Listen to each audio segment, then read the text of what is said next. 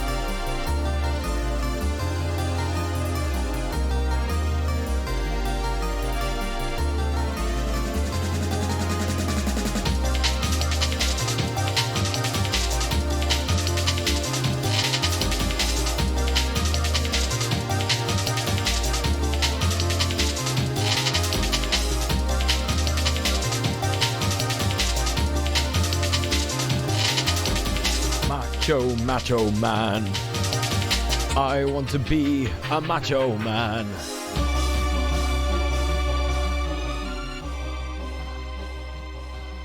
Macho man. Hey gang, what's going on? It's Tuesday. Let me tell you about my Tuesday. Oh my gosh. But before I do that, let's check out who is in the chat, who is in the stream with us already today. Oh, look, it is Just Johnny. Thank you so much for the 37 months. Shafiq. And we've also got Middle Earth Marxist, Gunman Master, and Base Junkie. We got Kiri Magic. We've also got Regeneracle. Hello, how are you doing? Who else? We got Goblin Hugger. We got Adorable. It's Tuesday, innit? It's fucking Tuesday, innit? Yeah, it's Tuesday again. No problem. Hey, Blumhouse. I woke up today. The first thing that happened to me today, I have no idea why I decided to do this when I woke up. Like, from the moment that I remember being, you know, when you're sort of like on the edge of being awake, and then like your brain is like, yeah, you're definitely awake, like you're kind of dreaming but you're awake, and you're just about to wake up and your body is like moving around and you want to, like, you know, sort of stretch and stuff like that. For some reason my body today was like, what you should do is you should stretch to the point where you pull a muscle. That'll be really funny. That'll be a great start to your day. And I managed to catch myself in the middle of it. It was like, you know, like when people talk about like the soul and like what is the soul, I genuinely believe that we have a soul because of things like this. Like, I caught my body doing something and I was like, what are you doing? And obviously my brain had told it to do that. And I was like, wait, that's not right. And then I went, ugh, but like by that point it was too late. Basically, I like pushed with this arm, like pushed myself out of bed and like stretched to the point where like down the left hand side of my spine it just went, and I was like, and just stopped myself and then lay back down and like immediately started like stretching. I've pulled a muscle like that before, or like got a trapped nerve or whatever. I don't know. I just started stretching to see if I could, like, you know, stop the pain from taking hold or whatever. But yeah, so that's how my day started. And also I didn't sleep that well. And I went like, you know, went into the kitchen, like, you know, I was doing my stuff and I was like, fucking hell, how am I going to manage today? But I pushed myself, chat. I pushed myself and I went out filming. Just a couple of little things, nothing too stressful, but I went out filming. It was like everything was trying to get in my way today. There was no bread for me this morning. I'd forgotten to get bread. And there was also something else that was annoying. I've moved my living room around. Like every like, I don't know, year or 6 months or something, I move the living room around. Do you know what I mean? Because it's just nice to have like a change. And so I moved it around and I put like my TV facing the window, if that makes sense. The windows to the flat are looking in at the TV. So the couch is now like underneath the windows because I've just like put some draft excluders in the windows and stuff. And I thought, well, there's not going to be a draft from there anymore, so that'll be really nice. And it is. It's really nice and cozy. But one thing that I forgot is that glare happens, doesn't it? So I was sat there and I was going, fucking hell. If I ever want to actually like watch a film or something, I'm going to have to pull the blinds down. It's fine. It's whatever. That's what blinds are for. You know. But then as I was walking down to do this filming, it's just some B-roll stuff. It was hailstoning. I don't know if anyone in the UK saw the hailstone today, but it was fucking mental, and there was so much of it, and they were like big, chunky, like maybe like that thick hailstones, just fucking loads of it. It was like crushed ice was falling from the sky. Well, that is what hailstones is, isn't it? But like actually, someone had just got crushed ice and just, you know, God was doing mojitos. Anyway, And because of that, it was dead wet everywhere. It was so wet. And in Manchester, we have these things called Manchester landmines, right? Basically, a Manchester landmine is a bit of paving stone that is not quite attached to the ground as it once was. So it kind of wobbles like that. And if you stand on it, the water underneath it just goes whoosh, like out of it, like literally explodes and just goes all over your feet. And you've got a wet foot for however long it takes you to not have a wet foot anymore. And that happened to me when I was on the way to film. And I was so pissed off, I nearly turned around and went home. But I powered on. And then I got back. And I was like looking at the footage and I was like, oh my god, I'm so tired. I'm not going to be able to make it to the gym. I can't do it. Oh my god, what the fuck? I'm not going to manage this. And then I just kind of stood up and I was like, no, fuck it. I'm doing it. And I went to the gym and I did a full workout. I didn't do as much cardio as I normally do. I normally do like 10 minutes, 12 minutes cardio. But today I only managed to do like 7 minutes or something. But it was still good. It was still a good workout. You know, I twatted my shoulders up, and even though I was like a bit injured from the trapped nerve, it's fine. Because that was what was in my head. I was thinking like, yeah, I should really keep my shoulder moving. You know what I mean? Like it's not like injured. It doesn't hurt every time I move my neck or whatever. So I should keep it moving because last time that's what really helped. So I did that, and it was fine in the end. And then I came home, was looking at all the footage on the PC this time, put my bread into bake because I made some dough last night to make bread. And yeah, just had like a pretty fucking decent afternoon, to be honest. Well, a decent day, actually, despite a horrific start. And now I'm here, now I'm live with all you lot. Look at that. Look at what's going on. And there's more people in the chat that I've not said hi to. Welcome in Sophie. It's our Sophie in the chat, and she's already had a shout out. Please go and show some love to our Sophie. My good best friend. She's a good best friend. She's not like one of those bad best friends, you know. My good friend Sophie from Mars, co-host on Red Planet. There she is. Sizzy Gigarund. I know that I used to say your name a different way, but that's not the right way, is it? Sizzy Gigarund. Welcome to the stream. Who else do we got? Also got half a laptop. Hello. Nada161. Gumba Master says, I saw 2 dogs today. That's a successful day as far as I'm concerned. I'm glad I'm not the shit best friend. No, you're not. There's permanent Manchester landmines near where I used to live because I used to live by a dock. Yeah, for sure.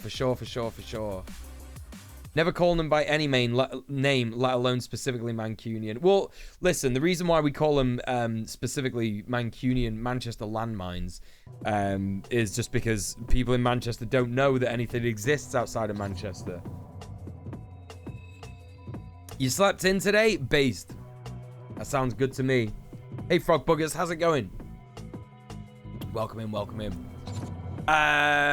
have you been up to? How's your day been? What have you been doing? What's going on? Mine did it to me at the gym earlier. Oh, your shoulder muscle? Trying to put a 10 kilogram dumbbell into my bra one-handed. Yeah, that'll happen. Regeneracol says, I pulled a muscle in my shoulder yesterday. It hurt so much I nearly blacked out. Oh my god, yeah, I'm sorry to hear that. Yeah, it's really, really intense when you pull a muscle. It's not good. It's not fucking good at all. We got a cool stream for you today, chat. You know, I was about to say chokes. It almost became chodes as well. Got a good stream for you today, chodes. You know? Because I was trying to say chat and folks at the same time. Chokes. I've got a good stream for you today, folks. We're going to be doing some reacting. We're going to jump straight in to Tom Nicholas's new video, which is about how energy privatisation is bankrupting Britain. That's very exciting, isn't it? We're going to have a look at that. Nada161 says, got some laser for my face today. Nice. I also went shopping for my partner today and got her some lingerie from Savage Fenty. So that's exciting as well. I've never bought lingerie for anyone else before, I think. I don't know. It's literally the first time. I've never been in a relationship long enough to warrant buying someone lingerie. It's never happened before. So that's nice. That's like a nice milestone for my life. So yeah, that was pretty good. Yeah, excited to see when it comes and you know, yeah, try it on and stuff. It's gonna be interesting. I heard their stuff is really good too. Yeah, well, Sophie did tell me that they're fucking great. Sophie told me that she's been getting some stuff from them recently. What was I gonna say? I think that's it. I think that's all I've got to say to you, chat. I've got nothing else. I have been editing my new video as well again today, so that's also been happening, and I'm once again feeling good about it despite all the production problems that have been plaguing me since the start. So yeah, it's the editing is back on and I'm excited. It's weird because it's like normally when I'm making a video, I'm actually excited to edit it. So excited to edit it that like I have to force myself to stop. Like I was supposed to stream at like 6 p.m. today, but I just kept doing stuff and I just couldn't put it down. That's a really good sign. My brain is in like editing mode. Very excited to do it. Very excited to you know, get at least a rough cut of this video done. Yeah. If you want to know more, become a patron in it. And yeah, there'll be a Patreon update tomorrow. Very, very, very cool. Got like a minimal amount of stuff to get for the video, like that's left to sort of like film, but it's not really filming. I've just got to like take some pictures of some stuff. So that's really cool too. Yeah, it's like editing hyperfocus, and it really like pained me. Like all I can think about now is like editing, and like God, I wish I could just edit it. Wish I could just do more editing.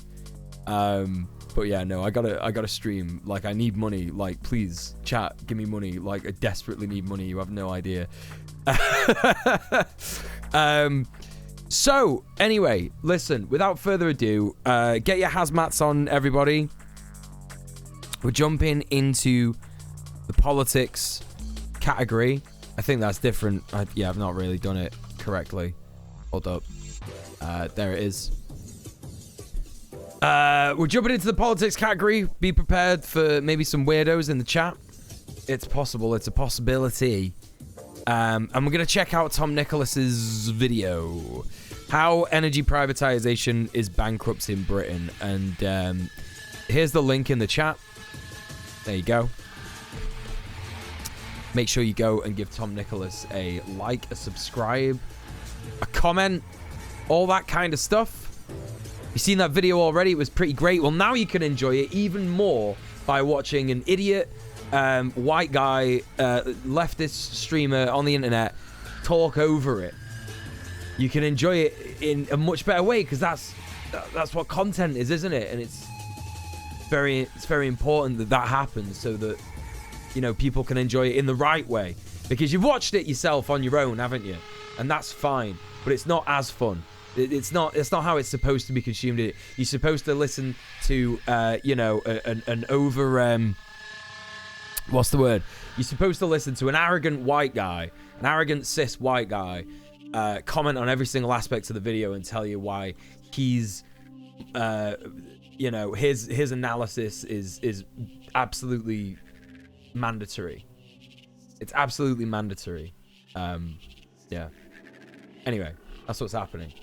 Hey, Dice Goblin. Yeah, they're coming for our hug box. It's so funny, isn't it, when conservatives say stuff like that? Like, you know, in case you're wondering what Dice Goblin's referring to, on Red Planet on Sunday, it was really funny, actually, because Sophie called me out because I was actually typing. There was a troll in the chat, basically. There was a right-wing troll in the chat. It's rare, actually, that we get, like, legitimate right-wing trolls in the Red Planet chat. It doesn't really happen that often. And so I was like, I was typing up a manifesto on how I'm fucking this guy's dad. And Sophie was like, Muel, are you typing? And I was like, oh, yeah, sorry. Oh, I forgot to mute So anyway, I like muted everything, and then I just thought, fuck it, I'm just gonna say I'm fucking your dad. And then, extremely funny, this guy was saying things like people were saying like, what are you doing in here, bro? Oh, Base Junkie! Thank you so much for the £5. Thank you for subbing off Twitch. Thank you for supporting the stream. I appreciate you. Zach is here in the chat as well. Everybody go follow Zach. He is a wonderful streamer. How are you doing, Zach? I've not caught any of your streams recently. How are you doing, bro? Good to see you. Where was I? Yeah, so, yeah, this fucking troll in the chat. People were saying, like, what are you doing? Like, what are you doing in this chat? You know, because no one's like bothered by this fucking kind of troll. You know, saying stuff like, your ideology is rubbish. Everything that's ever happened. Whoa! Make sure you get something edible for the dads too. Middle-earth Marxist, thank you so much for the £5. Thank you so much for subbing off Twitch. Thank you so much for supporting the stream. Excuse me. You know, people aren't bothered by, like, you know, things like, oh, your you know, your ideology hasn't worked in any country that it's been in what do they say? They always say, like, communism has been something implemented, don't they? They say your ideology has never worked in any country that it's been implemented in. And it's like, what do you mean implemented? Like, you're implying that, like, the country was like a thing and then someone came by and was like, now we're going to do this. You just have no understanding of what communism is whatsoever, like how it's organized or anything like that. So anyone who's in the Red Planet chat is, like, not offended by this idiot saying things like this. So I was just like, I'm fucking your dad. And then he typed some really offensive things to me, which I didn't, I actually didn't allow in the chat, which was quite funny because I'm a mod, aren't I? So I just denied all of his messages that were, like, offensive as fuck. And then he said something, someone said something like, what are you doing in this chat? And this guy said, I'm ruining your hug box. Right. Like, they have this idea of leftists, and, like, there are some people, and you know, they are kind of on the left, but they're 90% of the times liberals, like, that are kind of like this, you know, that are just like, oh, you know, we don't have any bad vibes in here, we don't want to talk about any of the things that are, like, upsetting or opinions that are different to us and stuff like that. But there are some leftists like that, and that's fine, like, you know, who do gaming streams and all that kind of stuff. But they call it a hug box, don't they? Because it's like, oh yeah, everyone comes together and has a nice hug. But we don't do that, do we, on Red Planet? We actually don't. It's like the opposite of a hug box. It's like we're actually, like, the entire time that you're watching the stream, we're constantly, like, going, like, organize, organize, organize, get out of your comfort zone, do something. Come on, chatters, do something. You know, that's literally what we do on Red Planet. We don't just sit there and just be like, you know, just everything is nice and fine, and, you know, that's kind of what the title of the stream is about today. You know, have faith in your comrades, not in an ideology. Because if you have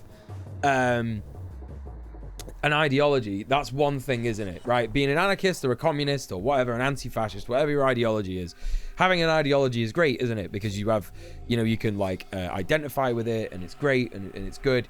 But you can't just have faith in that alone, can you? You can't just be like, great, I'm a communist, now what?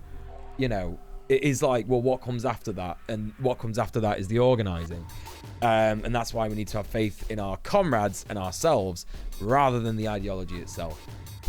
You know, don't wait for the, you know, proposed second coming of Christ, aka the revolution. It's not just going to happen. You know, we have to make it.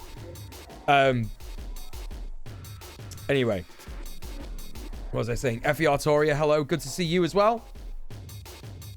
The Muel Manifesto, a 23-page how-to on how to fuck dads. It's that is what it is.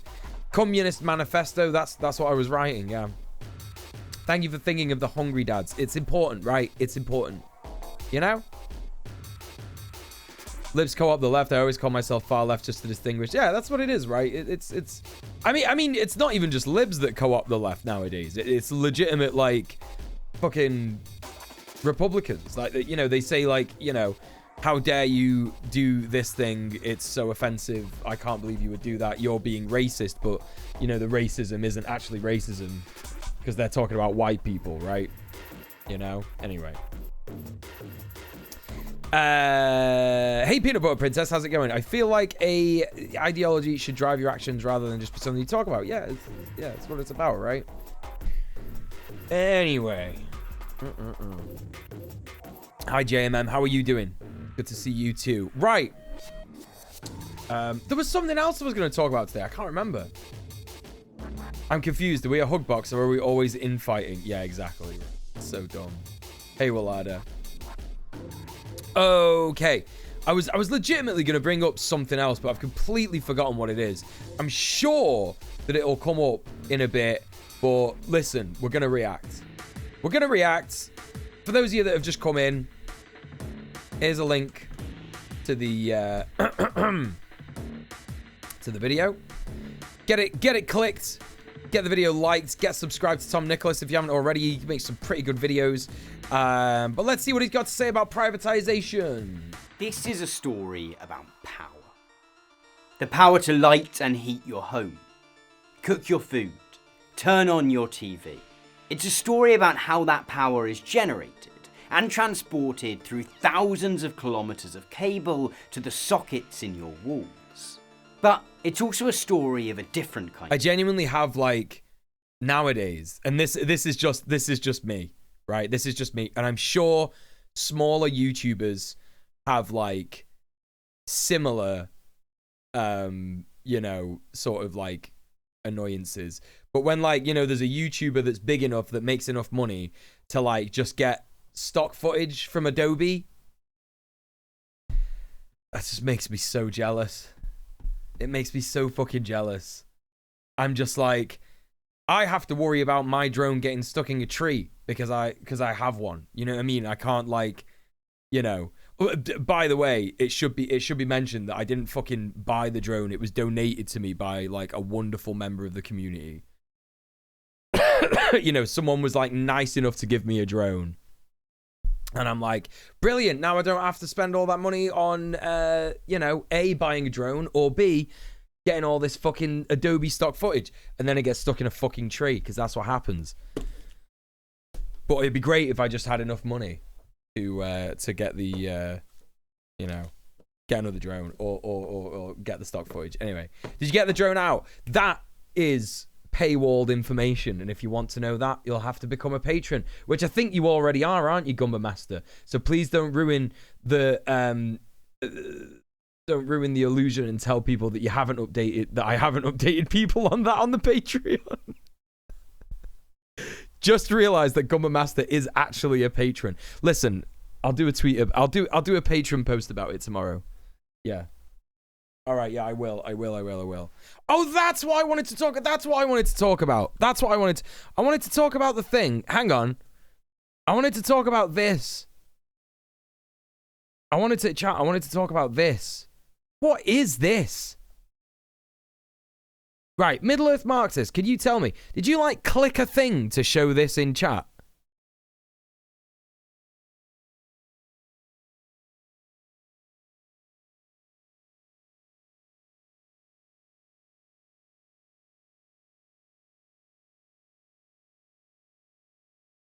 Oh, so you do have to click to show it. You do have to click to show it. Okay, that's good. The worst thing that I was thinking was possibly, like, that this would just come up. You know, if someone's, like, been in the stream. I was expecting to see, like, loads of these today, but I imagine most people... Right, look, right? Twitch is like, well, we're going to get rid of the redundant host feature, which is not redundant, even remotely. Right? Not redundant, is it? It's actually useful. The host feature is genuinely useful. But here's the thing. They took the host feature away, which was useful and did stuff, and added this. You keep hosting. Well, it doesn't work anymore. I don't know why you would bother, because it doesn't fucking work. I don't even know if you can. host anymore. Whenever I go to people's fucking... I'm going to try and host someone after the stream tonight. I'll see if it still works. But I doubt it'll even work. Hello, Quillightful. How's it going? Good to see you. And hello, Queen Pib. Please go and follow Queen Pib and Quillightful. Can I get a shout out for Quillightful? It does work with channel recommends. What are you talking about? So what you're saying to me now is that... And it doesn't make sense, the thing that you're saying about channel recommends. But what you're saying to me now is that, like, if I went offline now, right, just turn off my stream and it's offline, the offline thing. If I go /host in my chat, right, and, you know, put it in someone's channel, that'll show up on my stream. Is that what you're saying? Queen Pib says, Twitch put out a statement on raids in the last hour. What?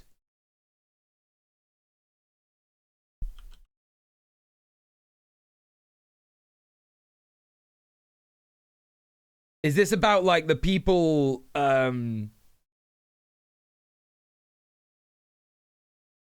check Twitch support? Oh, I'm doing it. Hi, Husker. How's it going? Is this about, like, raids being completely, like... Oh, what? Is this it? Is this what you're on about?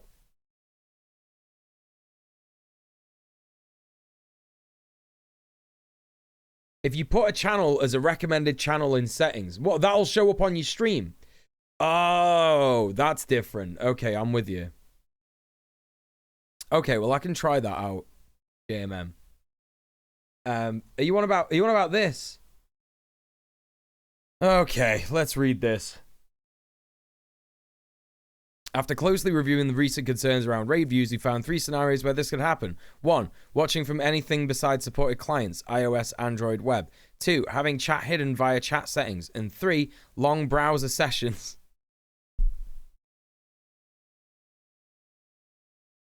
Bro, if you are, like, able to make your API count a view on a channel. So, for those of you that don't know what this is all about, people were upset that when they would raid someone, it would take, like, in some cases, 50% of the people who were watching, right? So, like, I don't know how many people watching my stream last night. I don't like to check, but, like, it said at the end of the stream I was raiding with 44 people. There could have been, like, 80 people in the chat, for all I know, right, who were watching the stream. I have no idea. But, like, for some people, that's the case. It's like, you know, people just aren't being allowed to raid. And so they're not joining the raid. And so the raid numbers are, like, fucking low as shit. That's basically what it is. That's why, yeah, that's like Shafiq. That's why Shafiq has been, like, asking me to put, like, a link to the people that were raiding in the chat so that people could click on it. And last night they did a shout out for the person we were raiding, yeah. Hey, Icked Trunks, how you doing? So, yeah, this is a bit shit. We wanted to communicate that these instances are not bugs, but are the result of how different browsers interact with the site. The team is continuing to investigate possible scenarios. Dude, like, this wasn't the case, like, 3 months ago or something. Right, I mean, we might have to, like, tell people to refresh the stream before we, like, you know? I've been active in a chat on PC, viewing in Chrome on the Twitch official website. I've been left out of raids multiple times the last 3 weeks, and none of these scenarios apply to me, unfortunately. What if hosting wasn't removed? You know what didn't have these problems? Hosts. It's true. It's true, and they should say it. Why was hosting taken away to begin with? It worked way better than whatever is going on now. This is good. This is what I needed to see today. Long browser sessions. That's so true. That's so true. Do they not understand how people use their website? Like, you know, I understand that some people go from, like, stream to stream to stream to stream. Yeah. But, like, I don't think everybody does that. I think most people, if they like a stream, they'll have it on for fucking ages. You know, it used to be the case, yeah, back when I watched Hassan, right, that I would go into Hassan's stream when I was like in bed, and I would just have him like on low, just kind of in the background while I'm like on TikTok or whatever. And you know, I would wake up, and when I'd wake up, we'd be in like someone else's different stream, like you know, 2 people removed, because it would just take the raid, you know, take you wherever the raid went, you know, because that's kind of like that's how I watch streams. Yeah, just fucking ridiculous. Yeah, what did they change in the back end to make it an issue? It's obviously hosts. That's obviously what it is. Anyway, well, that's that, chat. That's that. That's nothing to do with privatization, but this video is, and we're gonna resume it.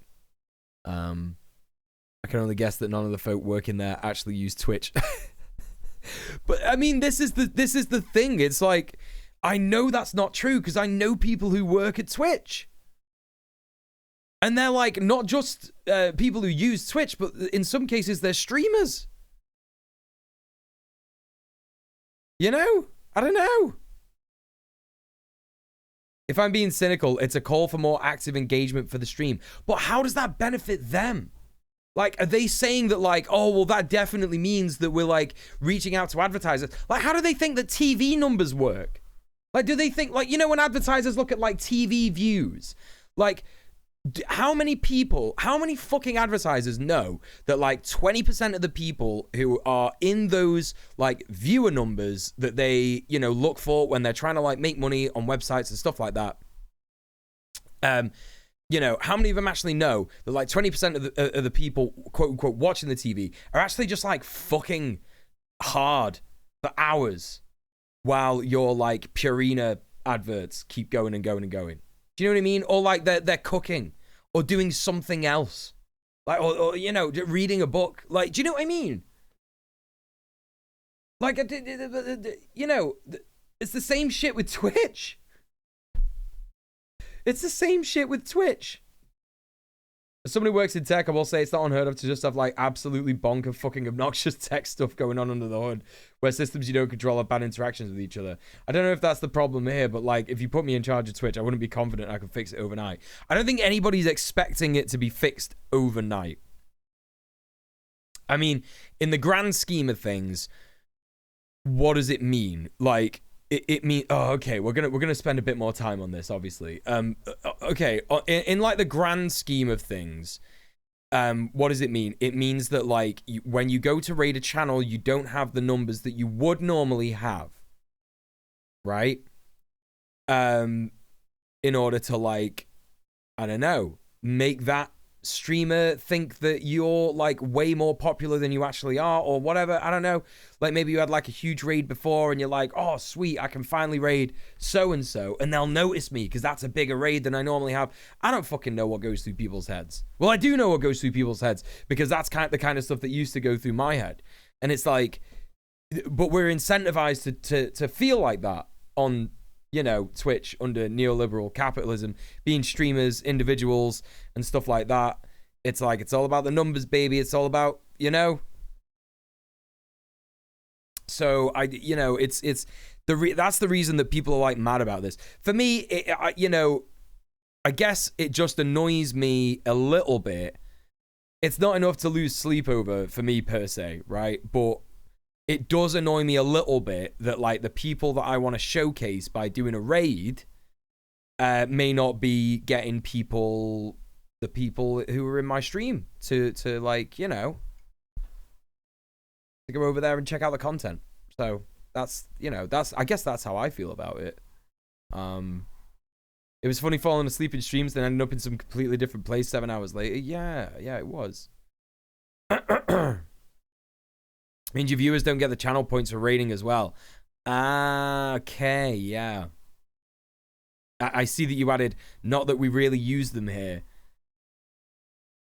Yes, true. Hey Kumatori, I like to raid my friends so I can subject my viewers to my friends' crazy stream bullshit. Right. This is it, right? Do you know what I mean? Anyway, let's crack on with the video. It's video time. I hope you enjoyed that little Twitch bitch. A little bitch about Twitch. There you go. Of power. Political power. Economic power. Market power. At its heart, this is a story about how something as essential to human life as energy has been transformed into just another way for private companies to make money, and how the merciless profiteering that transformation has enabled has left a whole country in the cold. This is the story of how energy privatisation bankrupted Britain.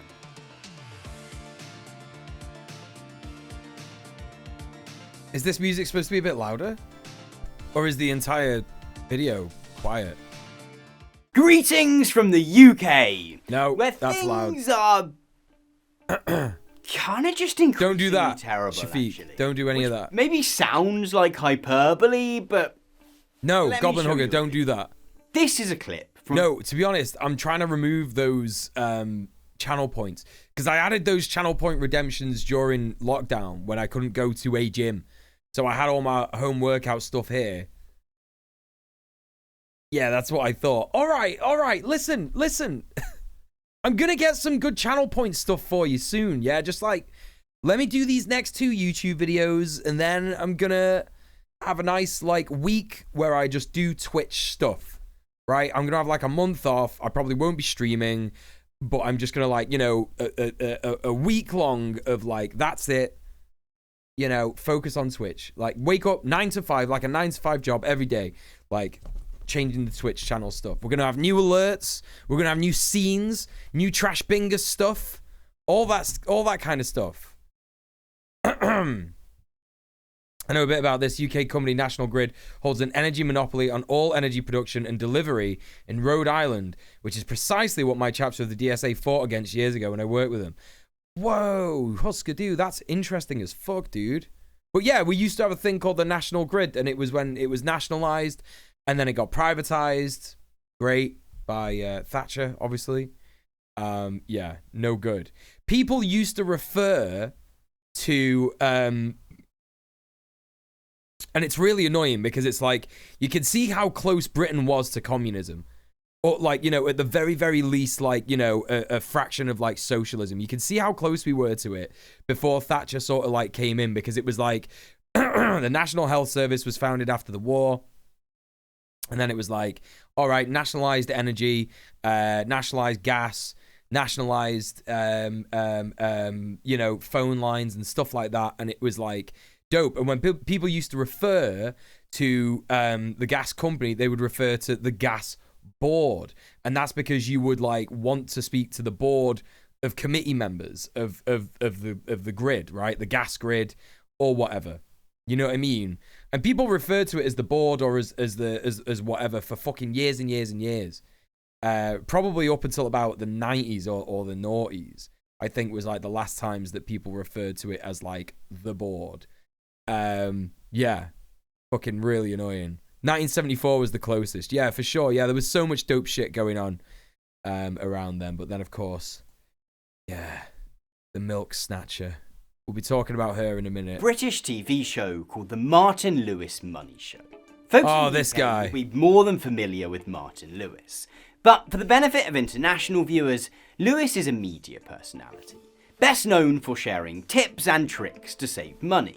Alongside his TV work, he runs a website called moneysavingexpert.com, which maintains up-to-date lists of all the best Well, bank Adam. accounts, credit cards and insurance deals, as well as providing pointers on state benefits, tax and how to get out of debt. Martin Lewis isn't perfect, but in the often murky world of Right, that's it too. Nationalized coal and nationalized steel as well. We were doing full-on state capitalism. Right, that's the thing. Yeah. financial advice, he's definitely one of the good ones. All guidance and zero grift. Which means that the bits of advice that he's sharing at any given moment in time can act as a useful barometer for the state of the British economy. If you use the Wayback Machine to browse Money Saving Expert as it appeared back in the heady pre-financial crisis days of... No way is it just got like a fucking... Ah, check that. That's so funny. That's legitimately funny. That is actually legitimately funny. What the fuck? What the fuck? Martin Lewis back in the day. Holy shit, chat.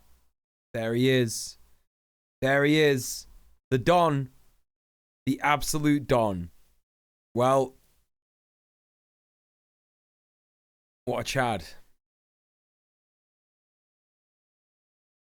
2007, for example, you'll find tips on how to get free gifts by switching credit cards, cheap package holidays, and interest rates of over 6% on your savings.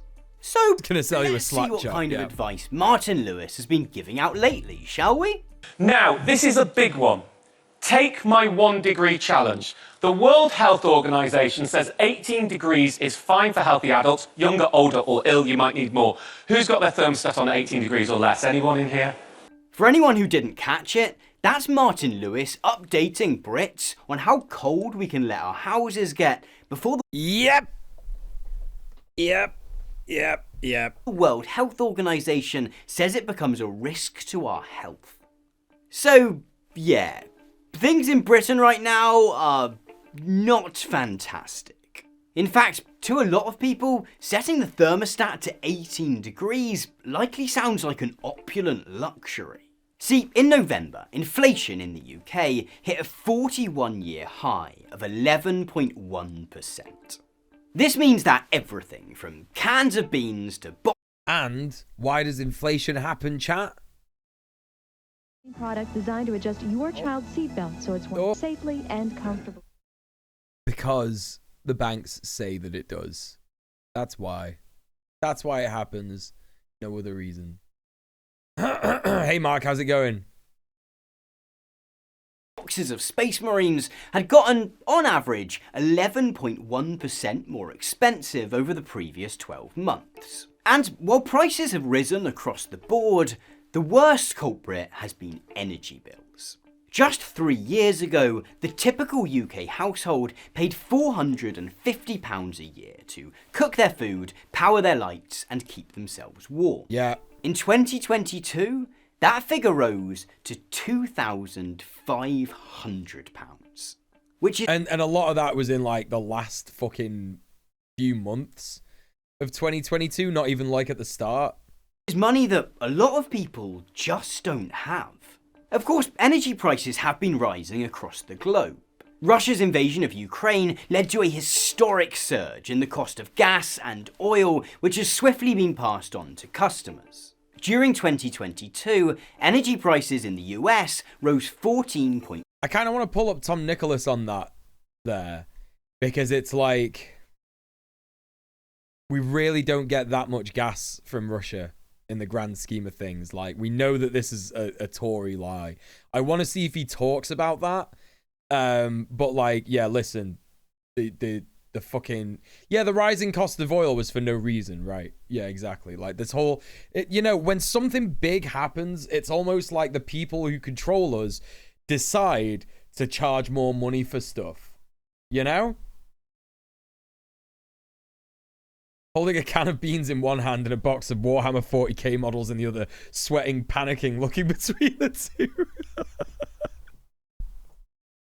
1%. British moment. Across the 19 countries that use the euro, that figure was 34.9%. No, But few countries came close to the UK, which saw energy bills that's right, jump adorable, a further yeah. 90% in just 1 year. Makes you proud right, to Willada, be yeah. British. There are BP several profited during the which war. have allowed things to get so bad in the UK, all of which long predate this particular crisis. And there's one thread which ties them all together.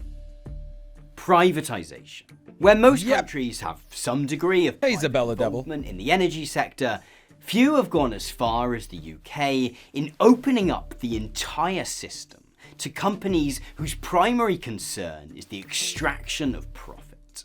In today's video then, we're going to look at how energy privatisation has left many Brits unable to heat their homes. And in order to do so, we need to begin by turning our clocks back to 1986 and reacquainting ourselves with the princess of privatisation herself, the diva of deregulation, the noble woman of neoliberalism, my friend and yours, Margaret Thatcher. Maggie Thatcher, energy Keep snatcher. going this way, we'll be staring down the barrel of the £1 pint. Aye, aye.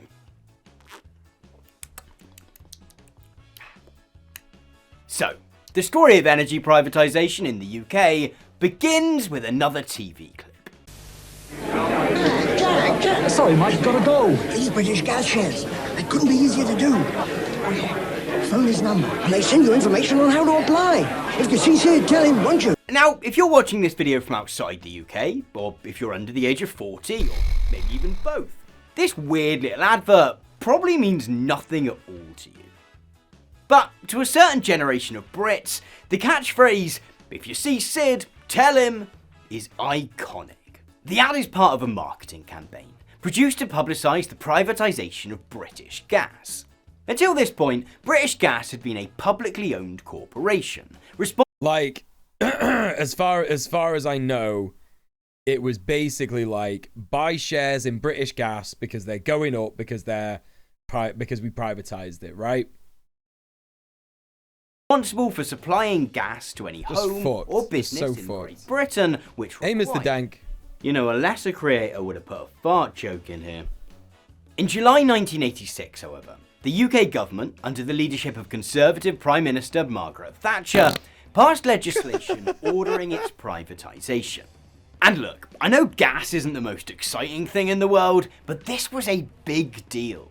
In fact, British Gas's flotation on the London Stock Exchange in December of that year was due to be the biggest initial public offering, or IPO, of any company ever. Oh. It's just not very nice, is it? British Gas wasn't the first publicly owned entity to be privatised during Thatcher's tenure. The arms manufacturer, British Aerospace, half of the phone service provider, British Telecom, and the luxury car manufacturer, Jaguar, had all been sold off to private investors in the preceding years. It also wouldn't be the last. British Airways and British Hey, Kane, Steel, 20C. along with the country's electricity network, buses and trains, would all soon follow. There were three main motivations behind this string of sell-offs. The first was budgetary. Like all Conservatives, Thatcher was super keen on tax cuts for the rich. Over the course of her tenure, the top marginal income tax rate in the UK was slashed from 83% to just 40%. Corporation tax, that's the tax businesses pay on their profits, was similarly discounted from 52% to just 34%. Like, just think about that, chat. Just think about that. You know, in terms of like wealth distribution, obviously it wasn't proper wealth distribution beforehand, but people at least understood that no one should make quote unquote that much money, right? No one should be doing that. And yeah, those rates have only gotten lower as well. What's corporation tax nowadays? What is this? Corporation tax rate UK 2023. 25%. Oh, hang on a minute. So actually, it's increasing to 25%. It was at 19%. Upcoming corporation tax charges in April 2023.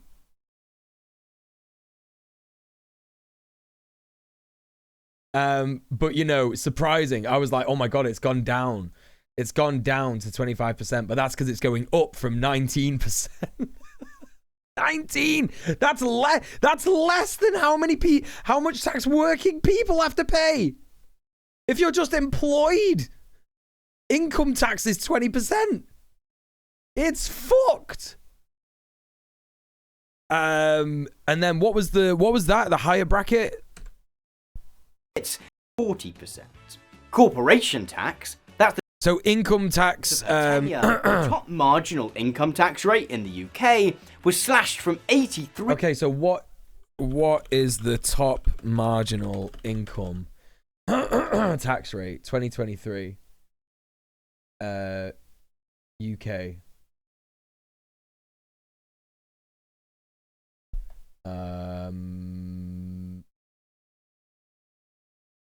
So if you earn, oh no, yeah. So he's right on this top one. It's 40%.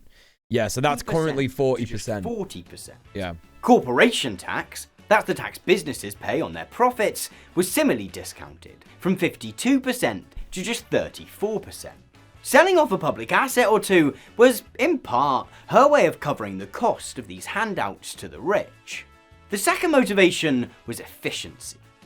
Thatcher and her allies believed that privately owned companies were just inherently more efficient than those owned by the state. Further, in the case of industries like gas and electricity, privatisation opened the door to the introduction of competition.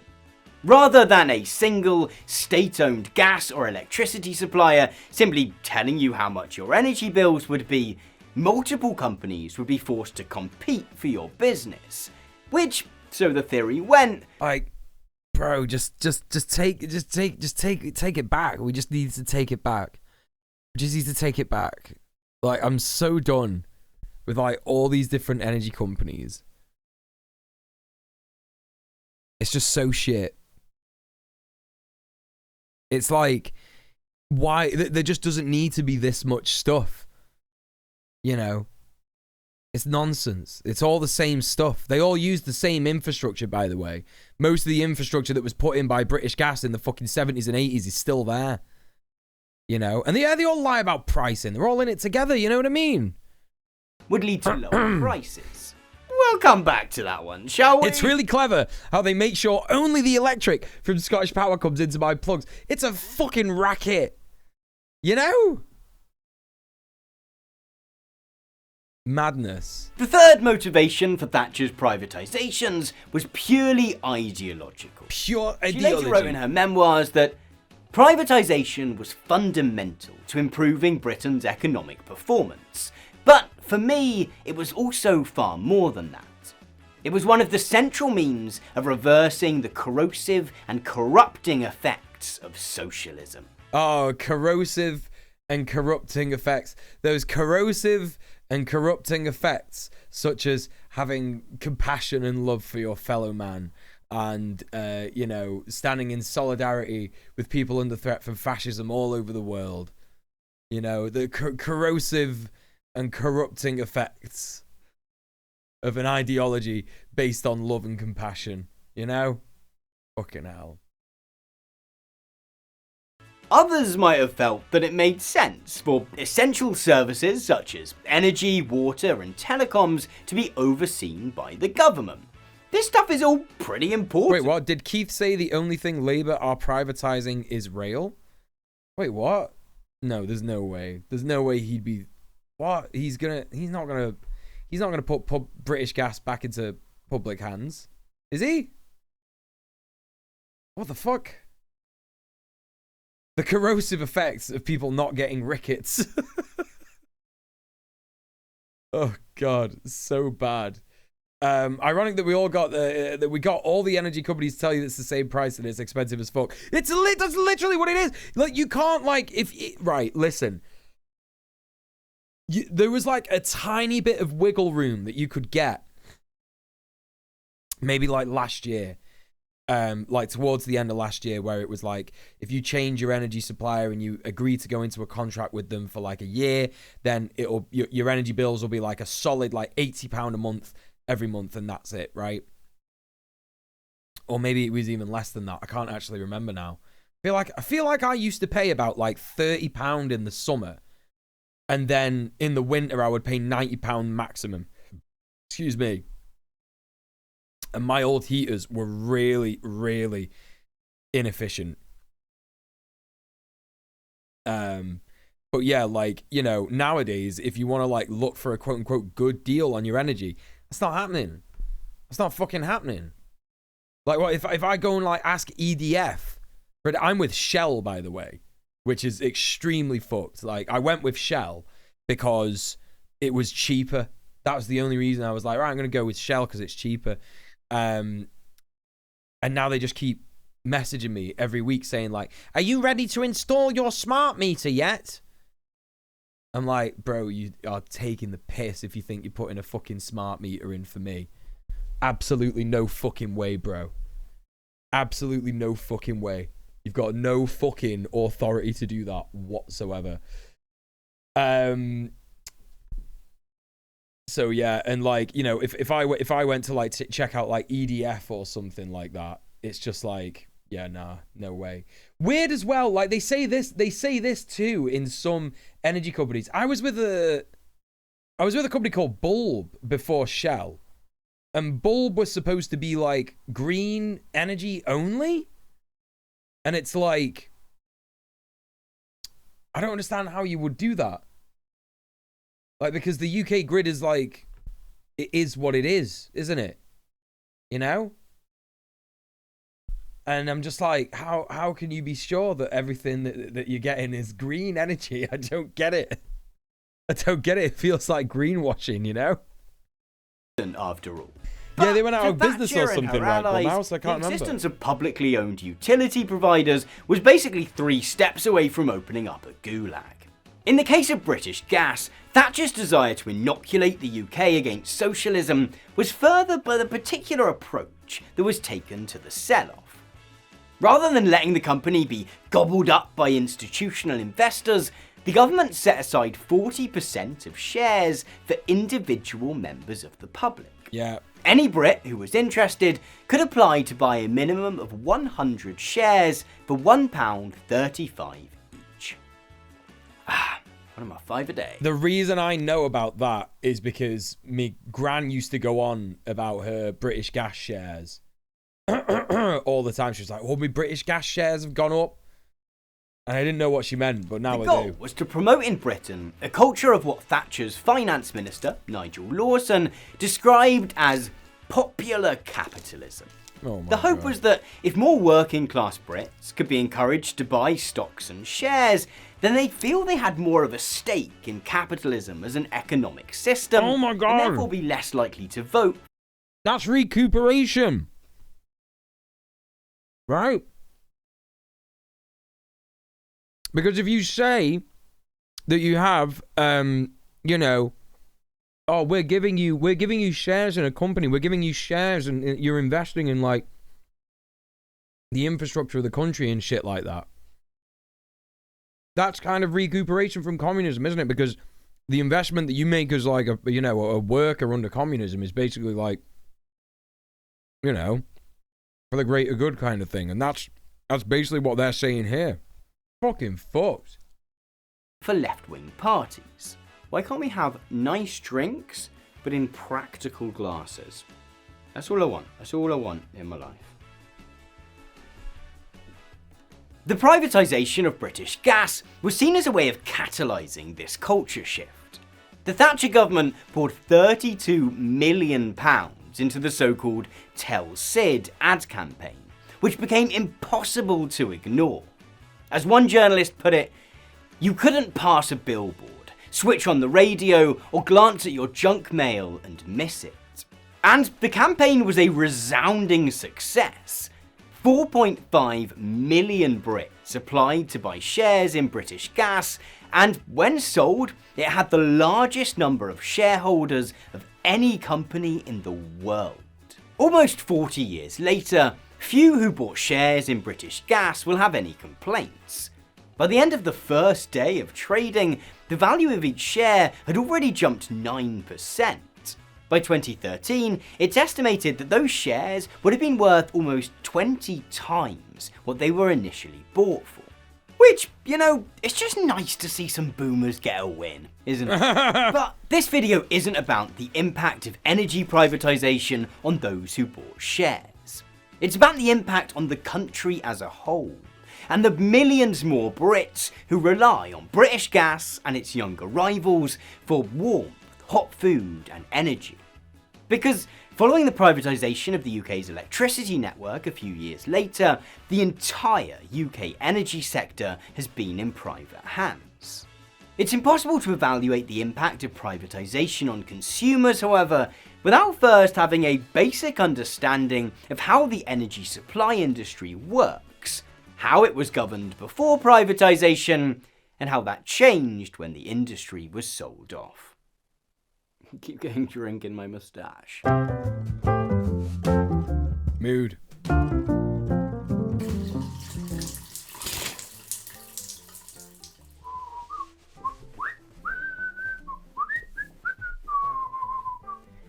Oh yeah, there's no way that Keir Starmer's gonna fucking be quote-unquote pragmatic about putting the energy of Britain into public hands again. No fucking way. It's magic. I don't know how that's working. Hey Bellamy, how's it going? Can I get a shout out for Bellamy, please, Now, Shafiq? the logistics of the energy supply industry are broadly the same worldwide. But given that this video is about the UK, I feel like it's only right that we should conjure up a suitably British scenario to ground ourselves in. So, it's Wednesday, and you've just been rudely awakened by the dustman. You've got a couple of hours left until your shift starts at the Sarcasm Factory, and so you give an understated nod to your portrait of Mr. Blobby and head downstairs to make yourself a nutritious breakfast of beans on toast. This is what it's like. Where does the electricity required to power your toaster and the gas required to fuel your hob come from? Well, the steps involved in both are threefold. The first step in getting electricity to your house is generation.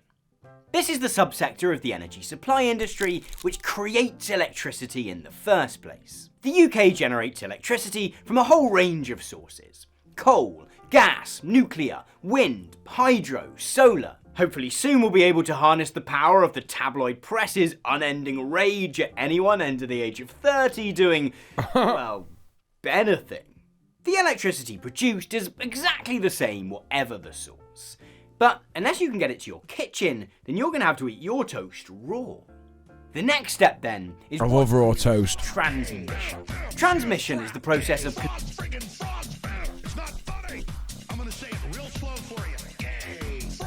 Marina, you gotta see them. How's it going, Marina? Thank you so much for the raid. What's going on? Welcome in everybody from Marina's stream. How was your stream? What were you doing? Can I get a shout out from Marina, please, Shafiq? Welcome in. If you don't know me, I'm DJ Muel, aka Donkus Jonkus Monkus, and we are currently watching a video about privatisation in the UK and why it's shit. I'm a British leftist activist. My pronouns are he, him, and yeah, I'm queer as shit. I love fucking men. So there you go. And any other gender, to be honest. But it's more appropriate to just say men, isn't it? Anyway. Suffering in Elden Ring. Holy fucking shit. Where are you up to in Elden Ring? Have you just started playing?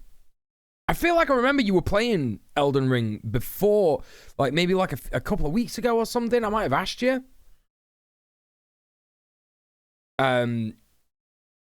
Yeah, a hob is the top of the stove in the UK. I found the river. What? Speaking of raid, that don't work. That didn't work either. I was lurking. It's so fucking shit. It's genuinely so fucking shit. You started playing again. This is the fun. Oh, the Chauffeur River. Oh, yeah, it's so nice. Yeah. The underground space river, galactic space river. Yeah, what a moment. What a moment when you discover that. It's so fucking good. Yeah, what a game. I can't wait to play the DLC. Anyway, thank you again so much for the raid, Twin. And yeah, if you need to like sort your shit out, get a scran, get a stretch and all that, crack on. We're gonna be watching this British video, innit? Conveying electricity over large distances, usually the length and breadth of a country. If you've ever seen proper beefy steel electricity pylons like these, then you've probably been looking at part of your country's transmission network. In the UK, this is often referred to as the national grid. Now, to stop too much energy being lost to heat and resistance along the way, electricity is transmitted at extremely high voltages. The flip side of this is that it's too high voltage for domestic use. If you hooked your toaster directly up to a transmission pylon, then your toast would probably be a bit crispy, and you'd probably be a little bit dead. Before it reaches your house then, electricity has fucking love crispy to a final toast. stage of supply, distribution. From the high voltage transmission network, electricity is delivered to substations across the country, where it is stepped down to a lower, safer voltage for local distribution. If you've seen smaller wooden pylons like these out in the countryside, then you've probably been looking at part of a local distribution network. It's this distribution network which does the final task of delivering electricity to all the homes and offices and unaccountably large number of vape shops in your local area. Okay, so the electricity is Okay, real talk, chat. If there's one thing that like really depresses me at the moment, about 10 years ago, the thing that depressed me was all the payday loan websites, right? That was the thing that depressed me and the most about like the world. But now I think one of the things that depresses me the most about the world is vapes, right? And it's not because I think that vaping is cringe or hipster or anything like that.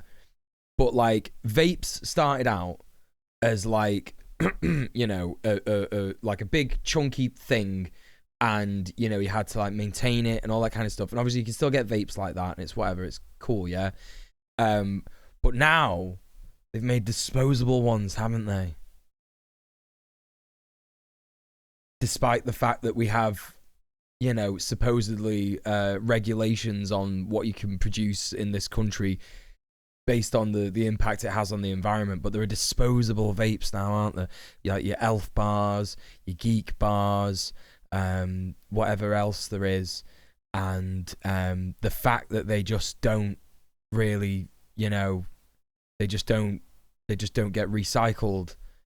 It fills me with existential dread every time I go to the shop. Every time I go to the spa, I see a fucking wall of these fucking vapes, and I'm like,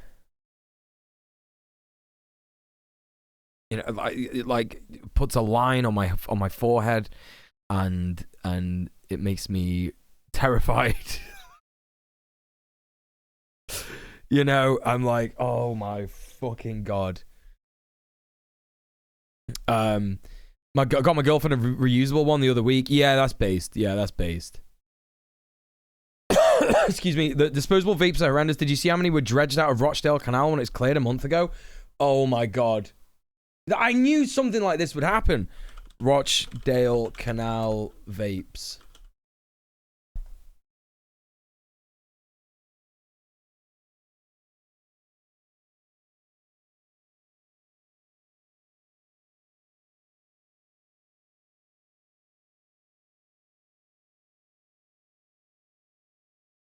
How do I find the story? Have you got a link to this? There was a post about it. What, on Twitter?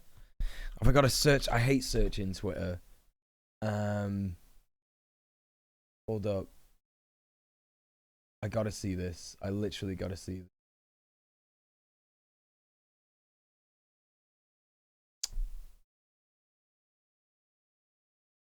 It was a Reddit post that had been quoted. You don't know if you can find it?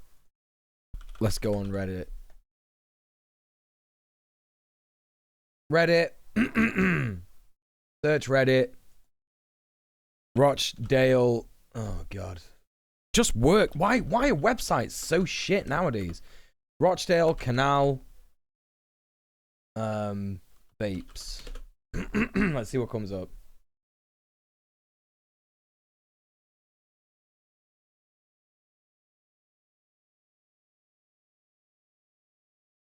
Nah, I ain't seeing it. Yeah, if you can find it, Emmy, let me know.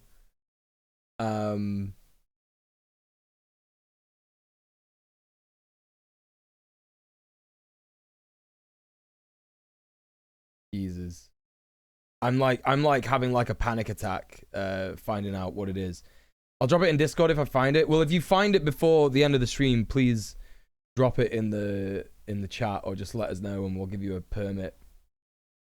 Let me just try one more search. Vapes found in canal.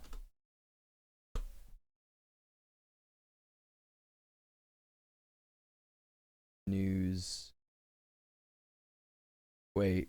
Disposable vapes and the damage they cause. Keep Scotland beautiful. When was this? This was in 2022. Well, there's no massive, you know, like load of vapes being pulled out of anything here. But this seems like quite a good article about it. Just like, we've been working with Ash, Scotland, and the Marine Conservation Society to tackle cigarette litter across Scotland. All we're hearing that on top of cigarette butts, we're finding new litter items, single-use vapes.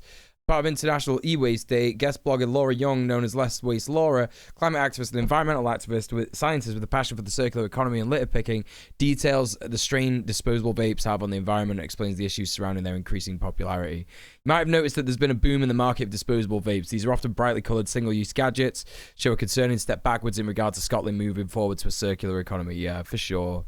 For sure. Like, that's all the stuff that's in a disposable vape. Like, when you see it like that, it kind of just shows you done it. It's like, all right, so it's got, like, a fucking bit of polystyrene in it. It's got, like, 1, 2, 3 extra bits here. And then there's, like, a wet bit there. I love the wet bit there. It's got, like, a battery in it. Do you know what I mean? That's what it is. It's just like a fucking battery in a thing. You know what I mean? A fucking battery in it. You recycle yours. How do you recycle them, like? Well, that one's been fucking crushed. Elf bar.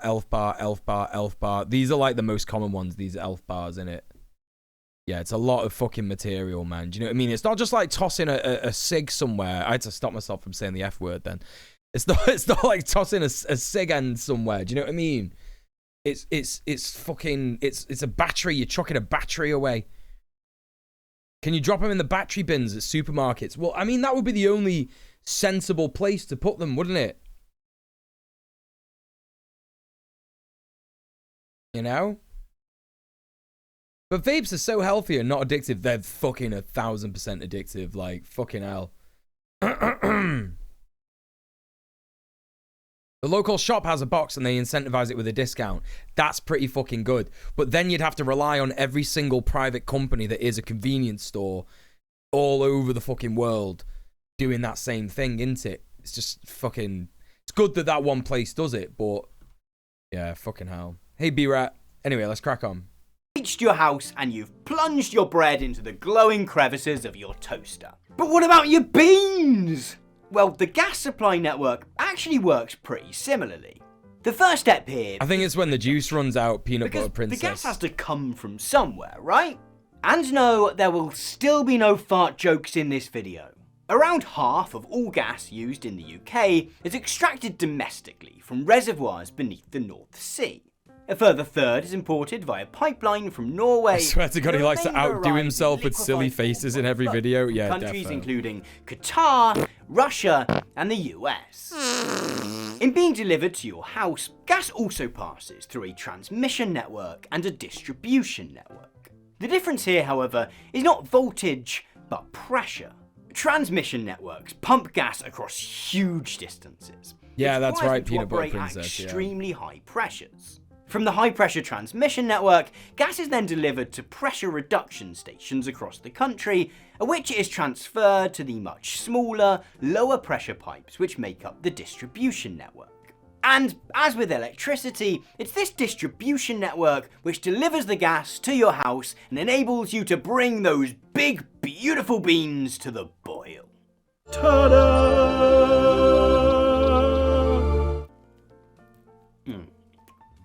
Yeah, this guy's beans look fake as shit.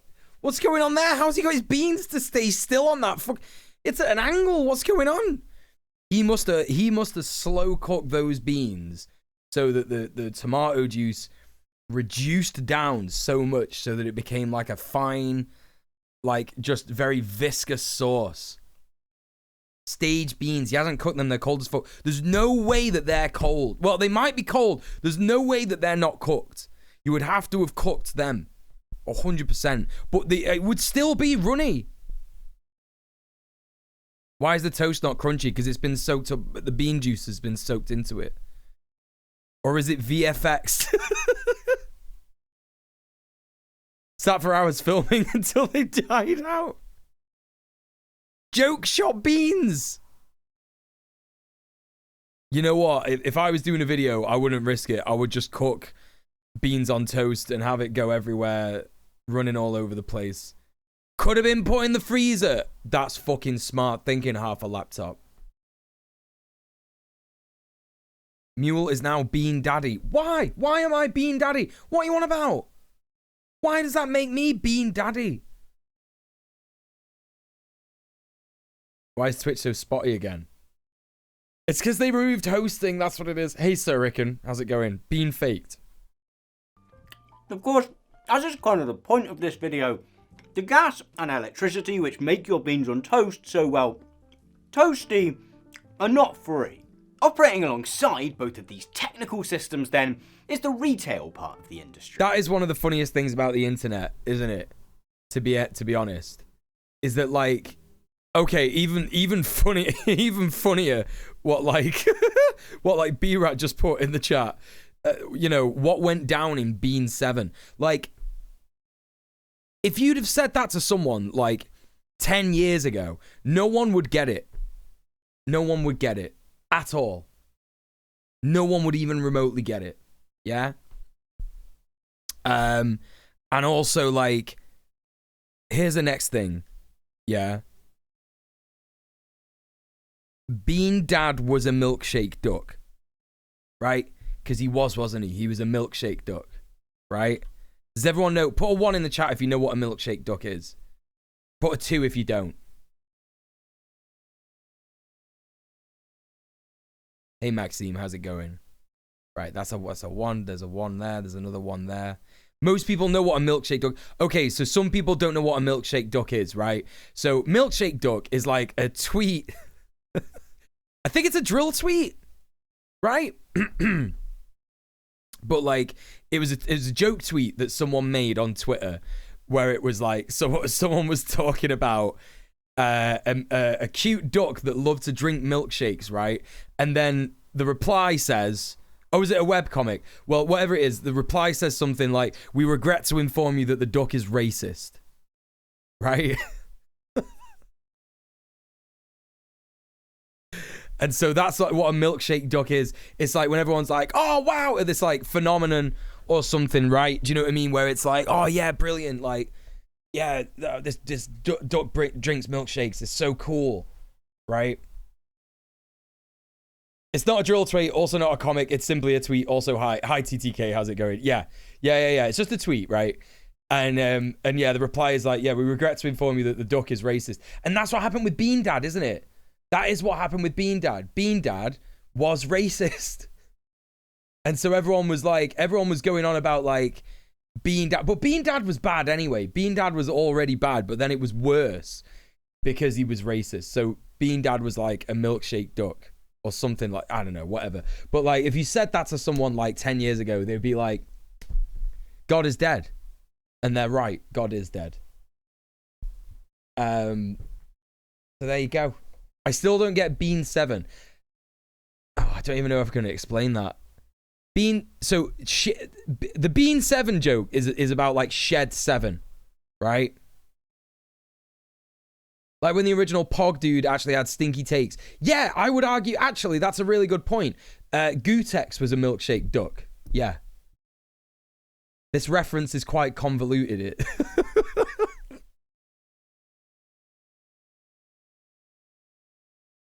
It is convoluted. It was so funny that the McElroys had to be like, "Oh, fuck, sorry, replacing the theme tune for our podcast immediately." Oh my god. I love making jokes that 3 people in the world get. Yes, that's right, PB Princess, yeah. Something that looks homeless? Something that looks wholesome and then turns out to be like problematic in some way. Hateful or something like that, you know? That's what a milkshake duck is. Now that I'm done explaining that, it's time to explain Shed 7. Right, so Bean 7, right? Shed 7 was like a Thomas the Tank Engine creepypasta. And there was a thing that I think there is still a YouTube video called What Went Down in Shed 7. Hang on. What went down in Shed 7? Right. Or is it Shed 7? Or is it Shed 7 or is it Shed 9? Have I got that wrong? B-Rat, I might have got that wrong, you know. Like, Shed 7 was a band from 2003. I might have got this. I thought you meant Shed 7, the band. Well, I thought it was Shed 7. Maybe B-Rat's saying something. I reckon B-Rat is pissing himself right now. Oh, no, he's just typed in the chat. Scumbag Steve is an anti-milkshake dog. Yeah, because he looks racist, but he isn't. That's right. Oh, is it the Building 7 thing? What went down in Building 7? Is that what it is?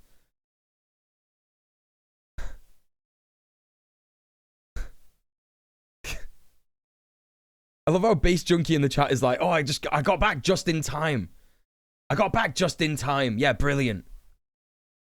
See, I thought, right, so it is, that's the 9/11 thing, right? The Building 7 thing. What is that like? Shed... Thomas the Tank Engine.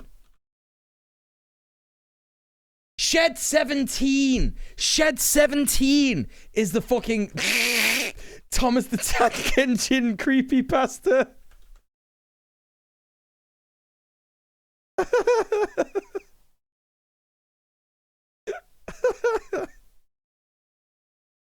So it's like Shed 17, originally titled Thomas the Tank Engine Shed 17, is a 2015 web video made by Paul's Vids. Nobody knows this.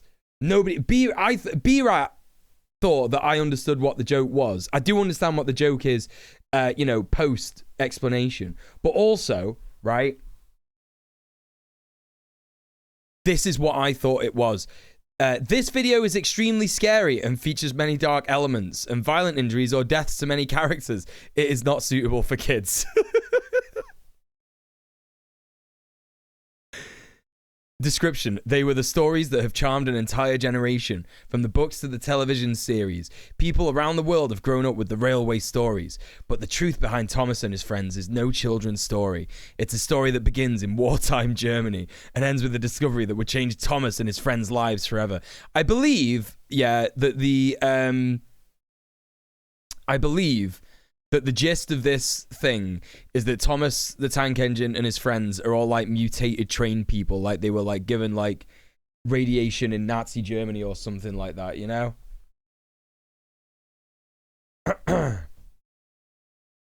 You found the Reddit post, but it's been deleted. Pinned comment says that it was misleading as they were actually using an image just from an ITV article. Wasn't to do with Rochdale Canal at all. Oh, okay. Well, just, yeah, hold up. Yeah, put the image in the chat. I'd love to see it. Yeah.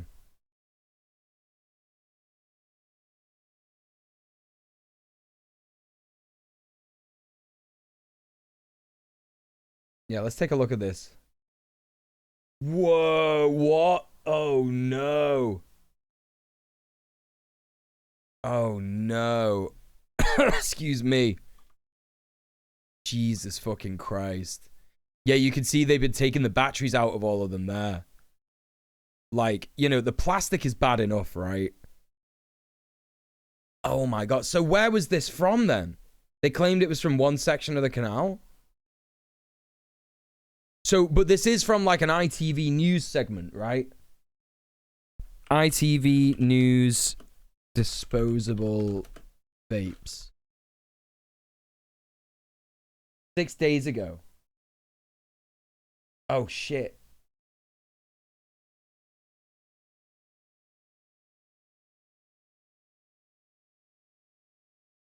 Yeah.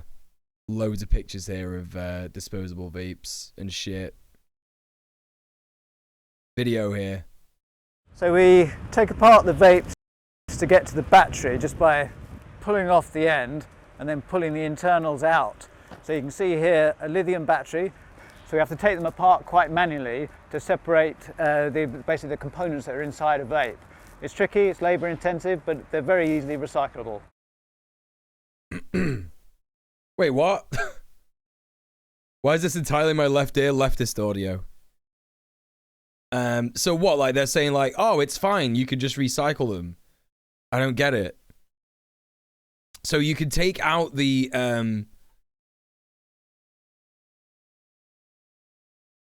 you could take out the thing. You could take the battery out of the thing. The article is very lib. I expect nothing less, to be honest. Although ITV did interview Greater Manchester Tenants Union, and they didn't put like a bad spin on us, so that was interesting. You know,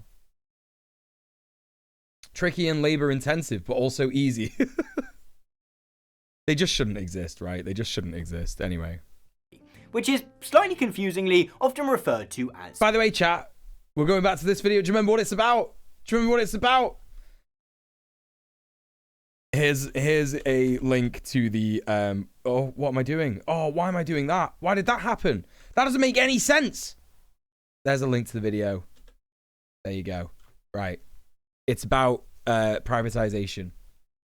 Beans. It's about beans. It's not about beans. It is kind of about beans. Anyway. Supply. Supply is more shirts and ties than boiler suits and hard hats. It's the part of the process in which someone looks over how much gas and electricity you've used in the past month and asks you to send over some cash to cover the cost.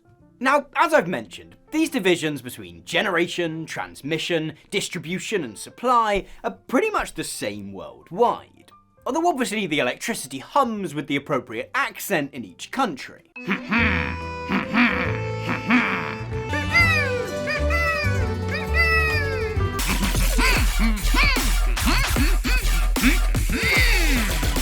More importantly, that's right. These sectors can be owned and managed in many, many different ways. That good video, by the way, taught me a lot. Hell yeah. The management of these systems in Britain was remarkably simple. Everything gas related across the whole country was operated by British Gas. They dealt with everything from maintaining pipelines to selling cookers to what was in those beans if you thought you'd been overcharged. Ecstasy. Electricity was a bit different. For one, Scotland had its own unique system separate from that of England and Wales. In fact, in order to keep things simple, we're going to largely ignore Scotland during the course of this video, which I'm sure any Scots in the audience will take extremely well. Oh, you speak so hard with your iron brew and your free prescriptions. In England and Wales, the industry was essentially split in two. All generation facilities, as well as the operation of the high voltage transmission network, were the responsibility of a body called the... I'm absolutely fucking kissing myself. I wish I could kiss myself. Don't clip that. I'm absolutely kicking myself because the other week when I was out in Salford with some members of the union, I saw there was a shop that had 1902 iron brew in it. And I was thinking to myself, don't buy that, don't buy that, don't buy that. You know, you've got lots of other nice, healthy treats at home. Don't buy the 1902 iron brew, but I am fucking kicking myself because that shit is so good. Yes, of course, all the people who aren't from the UK don't know what that is. Even some people in England don't know what that is. Even some people in Scotland don't know what that is, but they're very, very rare. But it's like, there was a recipe, original recipe, 1902 recipe of iron brew, and they changed it in like 2010 or something, Shafiq. I can't remember if that's when it was, if you remember. You learned here what iron brew is? Hell yeah, you did. Iron brew is basically like this magical orange liquid. And no, it doesn't taste like bubblegum. No, it doesn't taste like anything else. It tastes like fucking iron brew. It tastes like iron brew. Okay? Okay? And yeah, they changed it because of the sugar tax. Yeah, but the 1902 version is the original, and it's mwah, so peng. Yeah. Yeah, the soda, that's right, yeah. That's correct. central electricity generating board. Or I knew you would have clicked it. everything I knew you would have done downstream that. of that was run by I know a that you group wouldn't of 12 listen. area electricity boards. These each operated the distribution network for a given region and handled billing for anyone living within their patch. For an average beans on toast enjoyer like you, this was a pretty good deal.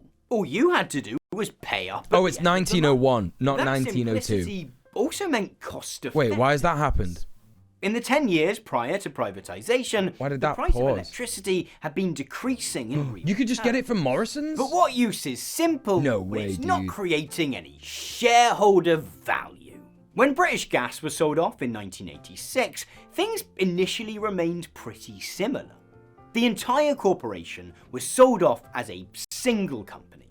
On top of this, investors were promised a grace period of 25 years, in which British Gas would remain the only David Lynch. authorised- David Lynch would say about Iron Brew.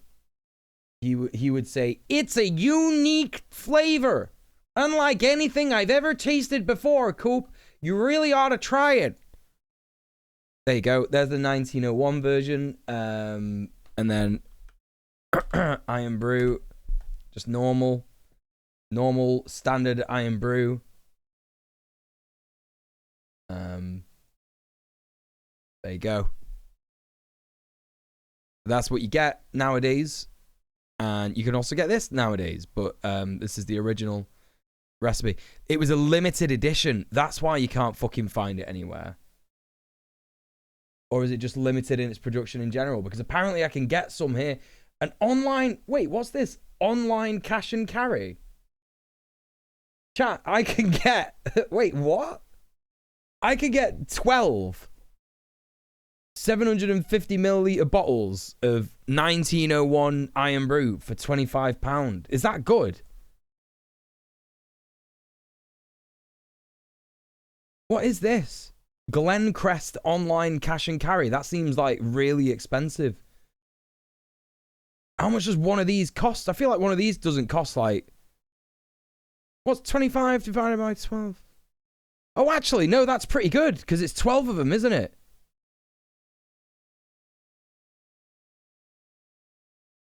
But David, Iron Brew, the bubbles, the hue, it is magnificent. It doesn't seem economic. I think it actually might be though. Yeah, no, it's not 10, it's 12. Yeah. I might get these. No, I can't just make impulse purchases like that. I fucking hate having ADHD and being poor. It's the worst thing ever. Literally the worst thing sell ever. gas to British homes. When it came to selling the Manufactured electricity scarcity, industry yeah, that's what it is. Later, however, the Tories picked the whole thing up by the scruff of the neck and chucked it headfirst into a wood chipper. Metaphorically, of course. The most significant change was the breakup of the CEGB. Oh, not Kegba. The board's generation activities were divided between three newly minted companies: National Power, Power Gen, and Nuclear Electric. It's a real kind of like pretend video game company vibe. The running of the transmission network, or Oh my god, that's so true. Power Gen does sound like a pretend video game company. Oh my god. grid, Oh. was given over to a further company, the even more imaginatively named National Grid Company. Your parents met 12 working at Power area Gen? Oh my electricity god. boards were each privatised as separate businesses. Each retained its dual responsibility. I can't wear my of glasses operating its anymore, chat. local I think they hurt my distribution head. network and acting as the retail supplier to homes within their area.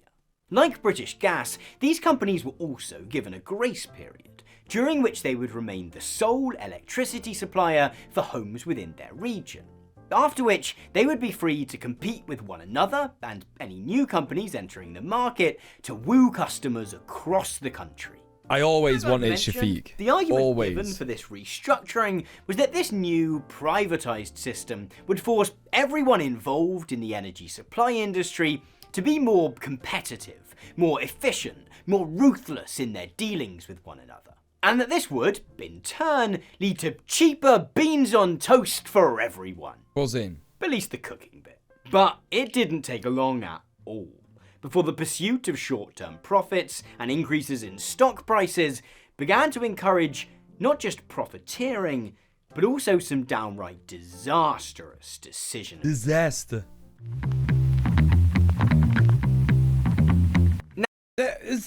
Has Tom ever done this like After Effects stuff before? This is pretty good. I mean, he might have got someone else to do it, but like, yeah. Now, at this point, you might be thinking that all this chat about the 1980s and 90s seems a little remote. Thatcher won! Get over it, Tom! But many of the structural vulnerabilities Got a new which editor. caused energy prices to spike so significantly in Britain over the past year are the result of attempts at corporate penny pinching which took place in the very earliest days of privatisation. And they're all to do with how our electricity is generated. When England and Wales's existing power stations were sold off in 1991, the government also opened up the generation sector to full market-based competition. In theory, you could now ring round your mates, put your spare change together, and found your own electricity generation company. In practice, however, you almost certainly wouldn't have. And not only because you just discovered this new thing called a Game Boy and were too busy trying to save Princess Daisy from Tatanga. It's true. See, at privatisation, the vast majority of England and Wales's electricity generating capacity was handed over to just two companies. National Power controlled around 52% of the market, whilst Powergen accounted for 33%. The sheer size of these companies made it seem nigh on impossible for any newcomers to compete. More fundamentally, power stations are super expensive, take ages to build, and are subject to The VFX for this video You can put and huge Lego. sums of money into Wait, what? What was that? Power stations, Lego, the VFX for this video. and are subject to ever-changing YouTube monetization policy. Magic the Gathering Conservatory Extensions, Colossus of Rhodes. What? regulation. You can put huge Incredible. sums of money into building an innovative Oh, facility God, John which Major. generates electricity from children's screams, but by the time it's complete, a new government might have been elected which wants to phase out scream energy in favour of powering the city with children's laughter. In short, to get into the electricity generation game, Yeah, me neither, you've got to PB. really, really want it. Fortunately, there was one group hanging around in the early 1990s that Ever-changing the potential regulations, benefits yeah. of getting into generation did outweigh the costs. At privatisation, the former area electricity boards had been rebranded as regional electricity companies. And for these wreckheads, National Power and Powergen's duopoly over generation was frustrating for a different reason. The RECs needed to buy electricity to sell to their customers. Only having a choice between two vendors thus placed them on the back foot when it came to negotiating prices. No, Nevertheless- don't, Maxime, don't be telling people how to pretend that they got jokes, because then I'll never know if I'm actually funny. A solution to this predicament would soon But that in itself is a joke. I know that I'm not funny because no one ever laughs at my jokes.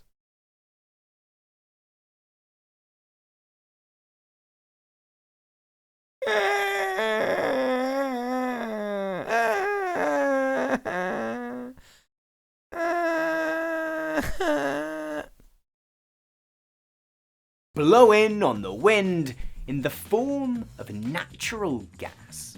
The technology needed to generate electricity from natural gas had been around since the 1940s. Yet policymakers in the Yeah, UK just try and tended try and to make me see feel it better, as a chat. Yeah, I know. slightly Yeah, I know. unreliable energy source. This was because, unlike coal, gas mostly had to be imported.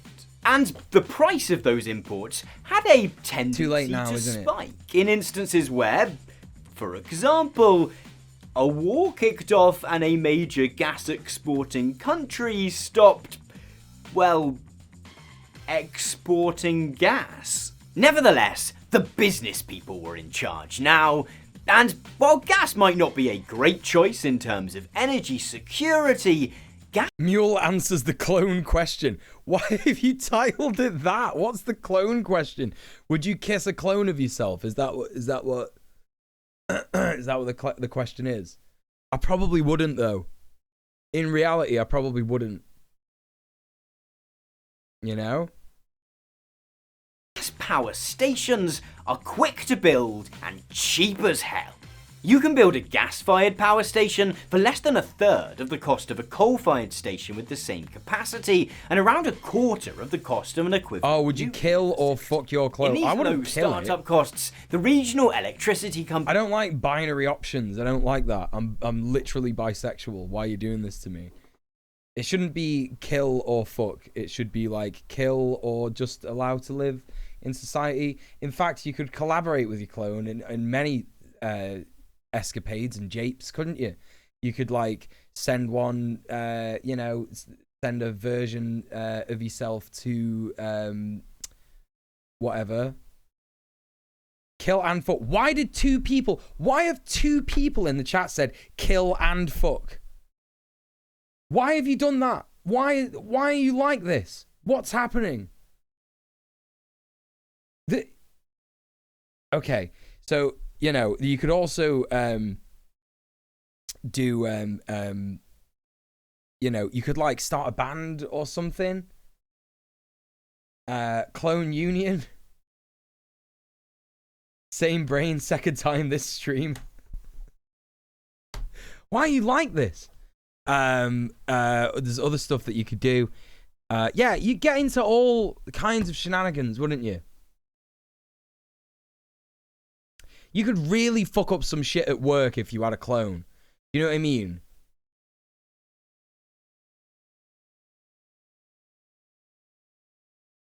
Why would we... I'm just trying to think now, like, why would... No, it wouldn't work like that. Just make your clone do your day job so I can actually live my life. Yeah, but if your clone is, like, genuinely sapient, then, that would be slavery, wouldn't it?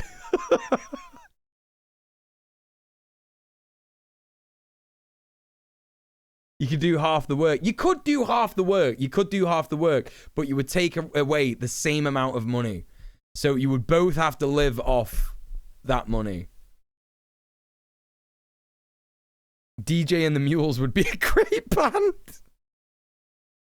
Everyone's a communist till they get a clone. I know. I'd collaborate with my clone to improve both our lives. That's true. I kind of do half the work already. Yeah, but then you just have another mouth to feed, you know? There has to have been a movie about exactly this. I think there has, but it's probably like one of those old 90s or 80s movies where it's just full of like hateful bigotry. Where the jokes are that people are different. Those are most of the jokes. I could DJ a night and do the videography, yes. Couldn't I? Instead of half-assing, I could quarter-ass it. Wait, it's Moon pretty recent? Is there a recent film about this? Multiplicity with Michael Keaton. Wait, is that another one? Moon film. Wait, from 2009? Astronaut... Wait, what? Astronaut... Wait.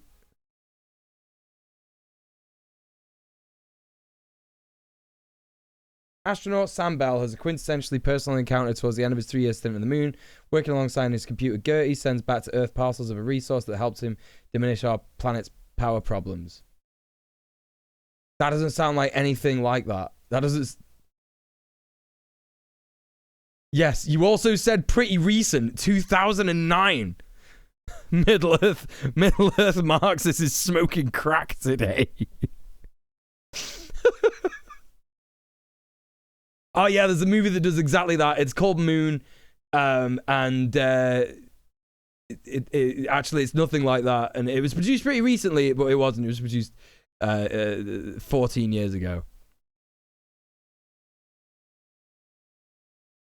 I said 70s and 80s. I don't have any. I don't understand why you think that's got any relevance to anything.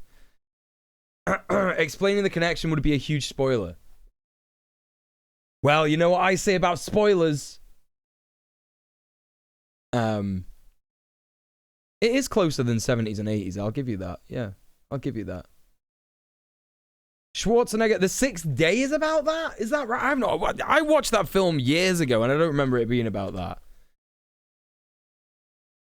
The sixth. Oh, no, it is about that. Oh, it is about that, isn't it? A man meets a clone of himself and stumbles into a grand conspiracy about clones taking over the world. Yeah, but he doesn't like... Yeah, he gets into japes with his clone, doesn't he? Like, that's what happens in that film. Like, he conspires with his clone and they work together and they defeat an oppressive regime or something, right?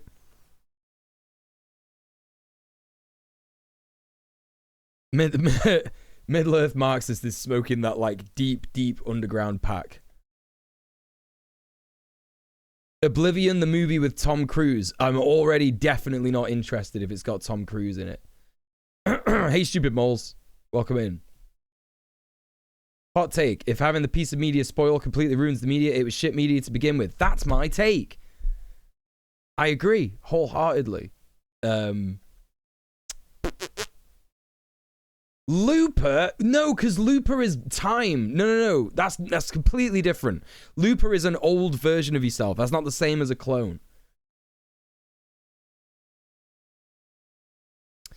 What was the other one that people spoke about? Severance? Severance is functionally that. The working part of the brain might as well be a clone separate to the non-working part. Multiplicity was the other one. Let's take a look at that. I kind of like... Do I like Mike? I do like Michael Keaton a little bit. Multiplicity from 1996. Let's take a look at this. A man who never has enough time for the things he wants to do is offered the opportunity to have himself duplicated. Family is a close second. I'm a distant third, bringing up the rear. By a miracle of modern science, I just need a little time for myself. Doug Kinney is about to get the one. Give me just a little more time. Doug, your clone. Himself. Let's fuck. Sorry. So.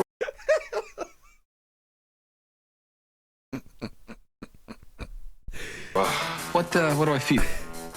Now, Turn the tube is we're gonna get a lot of stuff. Hey, Feywitch Clay. We're gonna kick some ass. We're gonna be awesome. there are two Dougs to go around. I'll get the dishes. Now drive the Oh, it's got what's her face in. I did it again. school. Thanks. Two Dougs to share the load. When'd you have time to do all that? Oh my god, they said share the load. Really? I suggest we all do them every morning. Find out what he had for breakfast. But it's still not enough Dougs I hate to ask you, honey, but could you pick up the kids? to get the job done. Andy, what's her face in it? Liking to meet 3. Hi. How are you? How are you? Hey, Chadchalist. I've been working since I was 12 years old. It's break time. It is. And Doug, I think it's that 12-year-old that's saying, Doug, how about a visit? You need time for Doug. What a suck. No, with 3 people Meeting started yet? I thought you were already in the meeting. sharing the life of one man, Did you see me in the meeting? differences are developing. What are you doing? I'm having a smoke. What's it look like? Personalities are emerging. This is just wacky nonsense, isn't it? It's just absolutely wacky nonsense. Oh, one of me likes weed and gets stoned. I fold once. Uh-oh. Tuck. One of me has OCD, but is actually not OCD. It's a bad representation of it in a 90s comedy film. Oh! Fold. TTF. And no air goes in there because what? Air's our enemy, isn't it? And their problems are beginning to multiply. Doug, I'd like you to meet 4. Where did he come from? We made a copy from 2. And you know how sometimes you make a copy of a copy, it's not...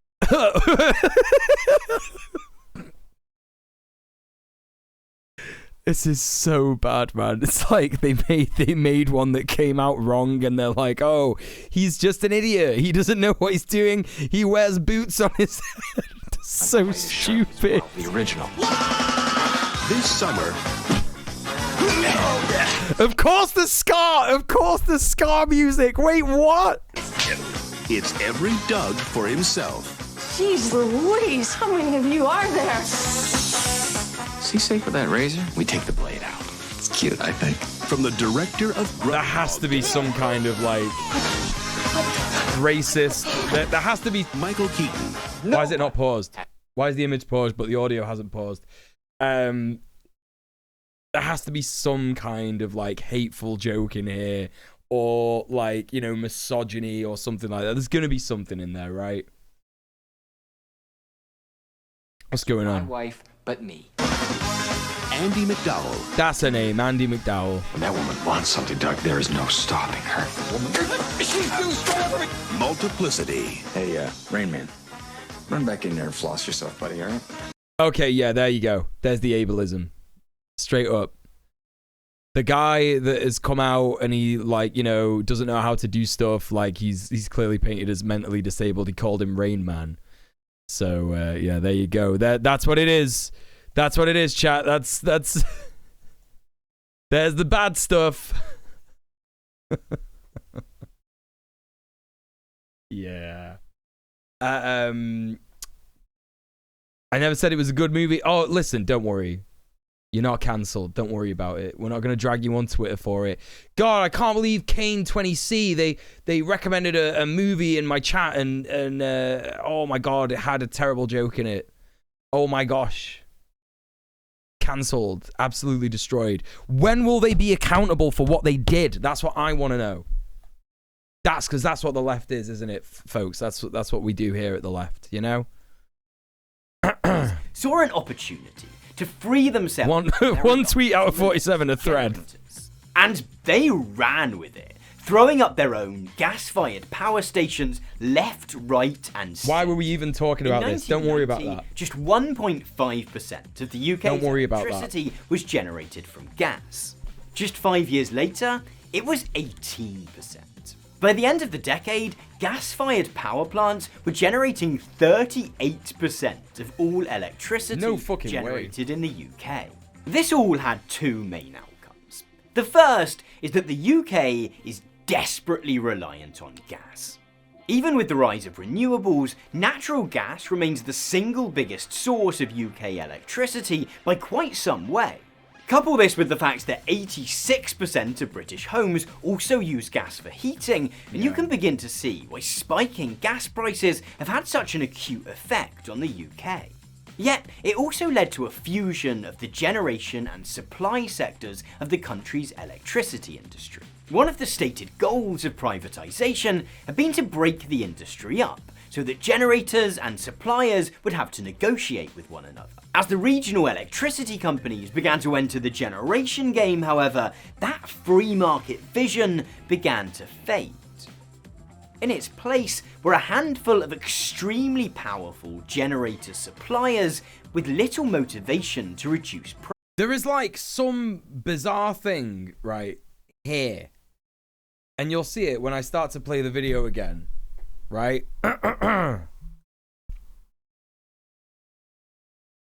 Prices. We'll come back to how the creation of these new energy and what that is, what it looks like to me in my videographer editing knowledge is oh shit, I just fucked up the cradle of my mic. Is that all right? No. Oh no. Oh no. Oh no. Okay, I think that's fine. Right.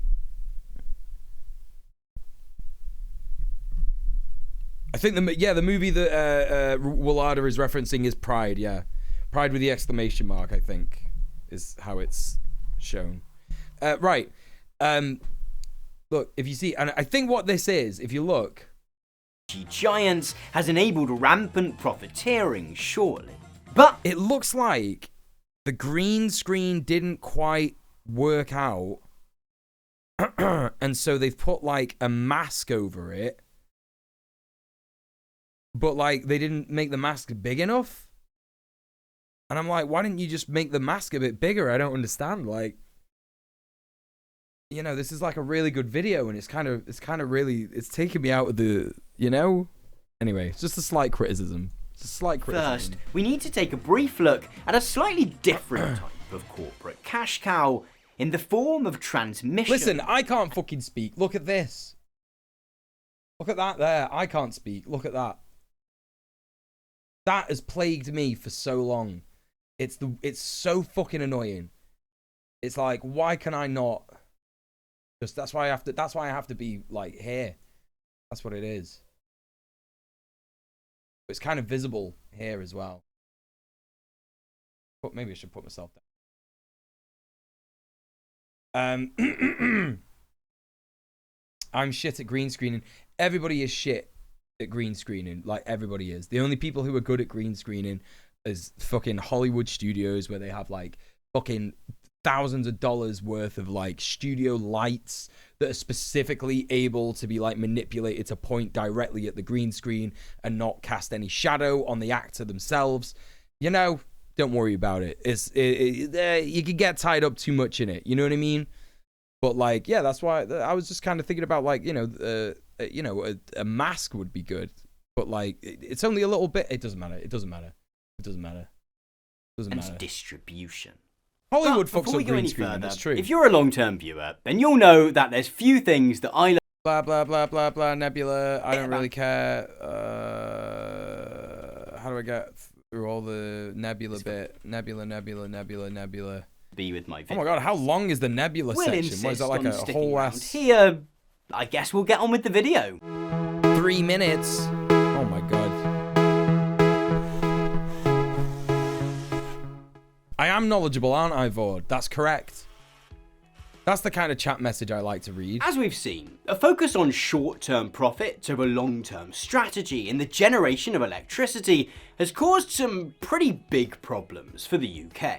Nevertheless, the involvement of private companies in generation is a fairly widespread practice How's it going? worldwide. What marks Britain's energy industry out as a particularly radical experiment in privatisation is the complete and total sell-off of its transmission and distribution networks. As things stand, Britain is one of only 2 countries in Europe with a fully private... Middle Earth Marxist is smoking that, what they call Venusites, like people from Venus, alien abduction pack today.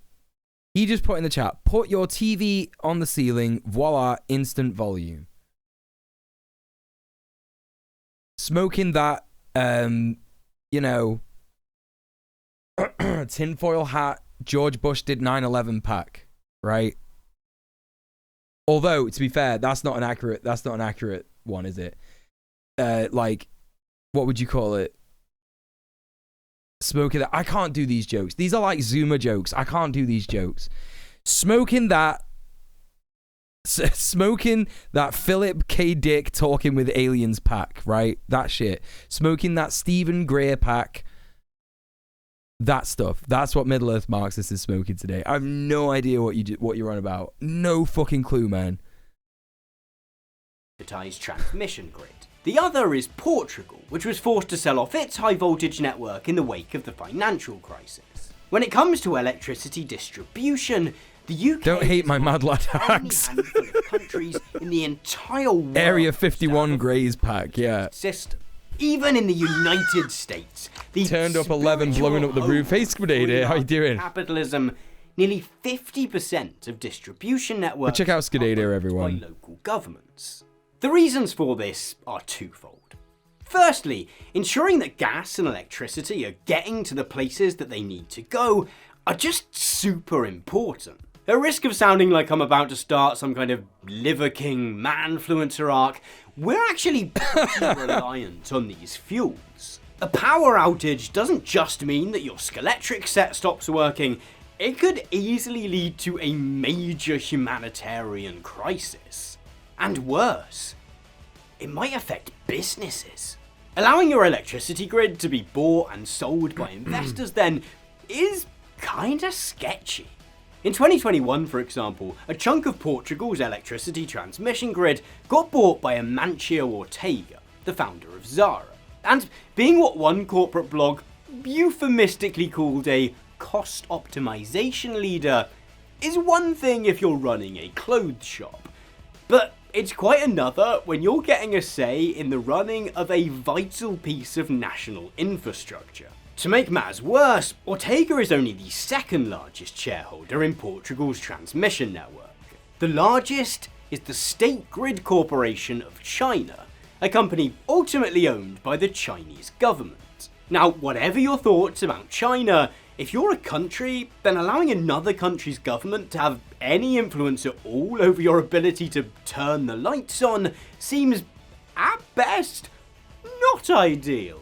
It's true. The second reason that governments have tended to keep their transmission and distribution networks in-house is that these networks are what economists call natural monopolies. By this, they mean that the practicalities of these sectors makes the introduction of open, market-based competition all but impossible. It would require having multiple networks of pipes and wires running alongside each other. What, Vord? What do you want? Into a What do you want? horrible, wiry, pipey mess. Even if that were allowed, the cost of building an alternative gas or electricity network would be so unthinkably huge that no company would want to in the first place. All of this means that privatised transmission and distribution networks are ripe for profiteering. Without heavy regulation, the companies which own them... Oh, you did a Ushanka redeem.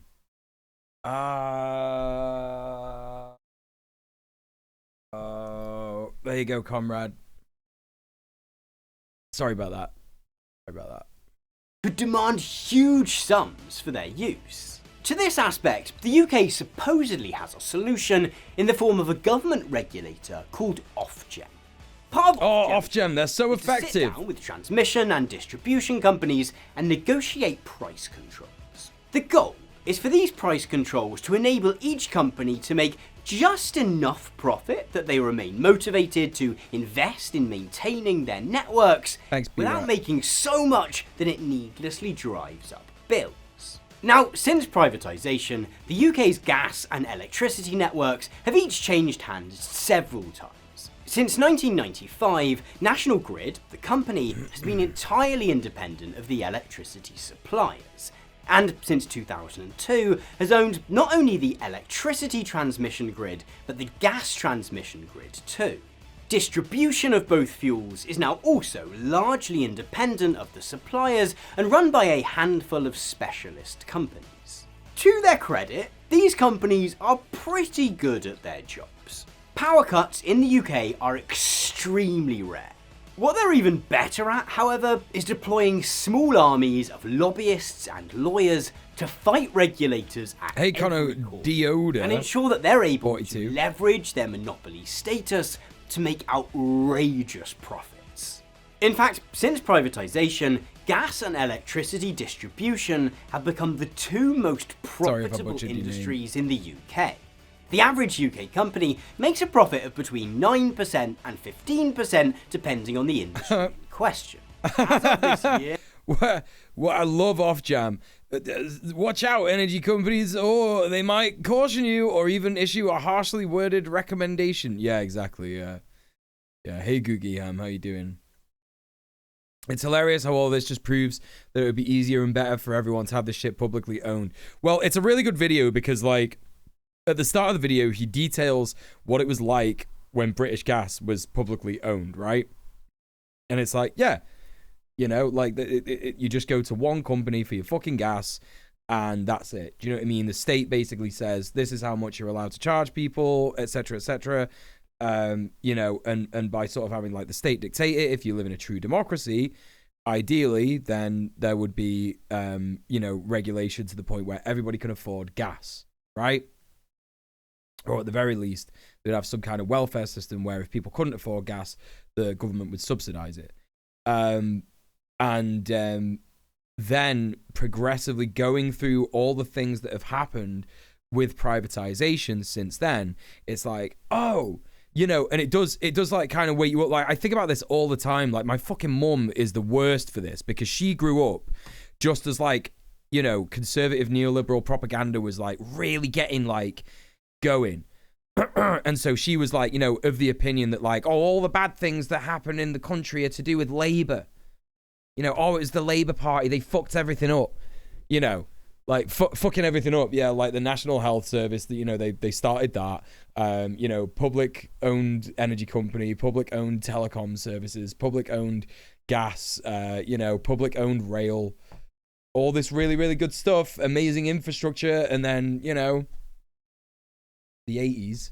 Oh boy, not ideal when Miss Maggie Thatcher got in, you know. However, the figures for the gas distribution companies was 36.6%, while the electricity distribution companies recorded average profit margins of 43.1%.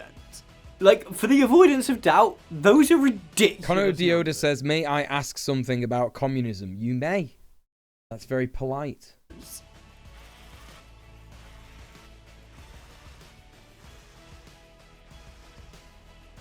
This has allowed these companies to make huge payouts to their shareholders. Between 2017 and 2022, the gas and electricity distribution industries paid out more than £6 billion in dividends. In the same 5-year period, National Grid paid shareholders almost $9 billion. These handouts to foreign investors such as BlackRock, Mitsubishi and Warren Buffett are all ultimately paid for by ordinary Brits in their energy bills. In fact, if there's an argument to be had that privatisation promotes efficiency, then the example of Britain's... Why do conservatives mock those who say real communism has never been tried when it's the truth? After all, communism includes the abolition of class. Conservatives mock people who say that because they say that that's an excuse to say... it's an excuse for why communism, quote unquote, doesn't work, right? That's why they say that. An example such as the USSR clearly had different classes, including the oppressed class, which always protest against their unfair conditions, as stated by Karl Marx in chapter on the Communist Manifesto. Yep, sure. Transmission and distribution. This is becoming less of like a question, but you know, yeah, I'll I'll do my best to follow you. Distribution networks suggests that it's mostly a case of increasing the efficiency with which the super rich can extract money from the rest of us. Before we come to any too sweeping conclusions, however... Like, here's the thing, it's like... It's not really... I guess... The thing is that it's half truth that, quote-unquote, real communism hasn't been tried, right? Because real communism... when you get down to the nitty-gritty of it, right? If we're going to define what communism is, which is a classless, moneyless, stateless society, we actually had that pre-colonialism, didn't we? Like many peoples had that. Many different nations existed without having a state, without having a quote-unquote government, without having even police in some cases. In fact, the police are a modern invention, right? And you only need to look at like indigenous populations all around the world that existed in, you know, not ideal situations, but certainly like, you know, better than what happened after colonialism conditions, you know, to see that is like, you know, it's true. Like real, quote unquote, real communism is basically like antithetical to colonialism, like neoliberal imperialist colonialism that's based on, you know, neoliberal capitalism, right? So you've got that, and then you've also got like the fact that in Vietnam they really did try quite hard to make a moneyless, stateless, classless society, but the International Monetary Fund, which you know, still exists today, right? Basically were like, yeah, we're not gonna like let any countries trade with you, and we're not gonna loan you any fucking money, you know, in order to do that. If you keep doing what you're doing and you have to install a regime that we agree with. This is why the US went to war with Vietnam. And also in Cuba, they absolutely tried that there too. But again, same deal. The USSR was, you know, quite possibly like the only real threat to the IMF because they were so big, they had so much production that they couldn't threaten them with like sanctions and shit like that. So that's why there was like a literal war, you know, subterfuge and shit like that to basically bring it down, kind of thing. Yeah, the IMF should be destroyed and the World Bank too. Should have remembered that. No, it doesn't seem stupid. Like, you know, it's whatever. Like, you know, you could get a little lost sometimes in like what do you call it? You know, when you're talking with people like this, and like, again, like, you know, it's a good point that Kane brings up, like, when a conservative's concerned with the truth, like, they're never concerned with the truth. Like, a conservative may mock someone for saying, like, you know, quote unquote, real communism hasn't been tried, but then they don't actually understand everything that goes beyond that statement. Like, they think, quote unquote, real communism is like the idealized version that was written up by Karl Marx and this kind of stuff. And it's like, yeah, well, for a start, you know, we know that it's been tried. If you said to a conservative, like, well, the IMF did this and the World Bank did that, they would probably just laugh at you and say, oh, it's lies. They don't care, right? They don't give a shit. They just don't give a shit. You know what I mean? We should be less concerned about what conservatives think and more concerned about what the counter-revolutionaries who come from conservative ideology are doing to stop the revolution, right?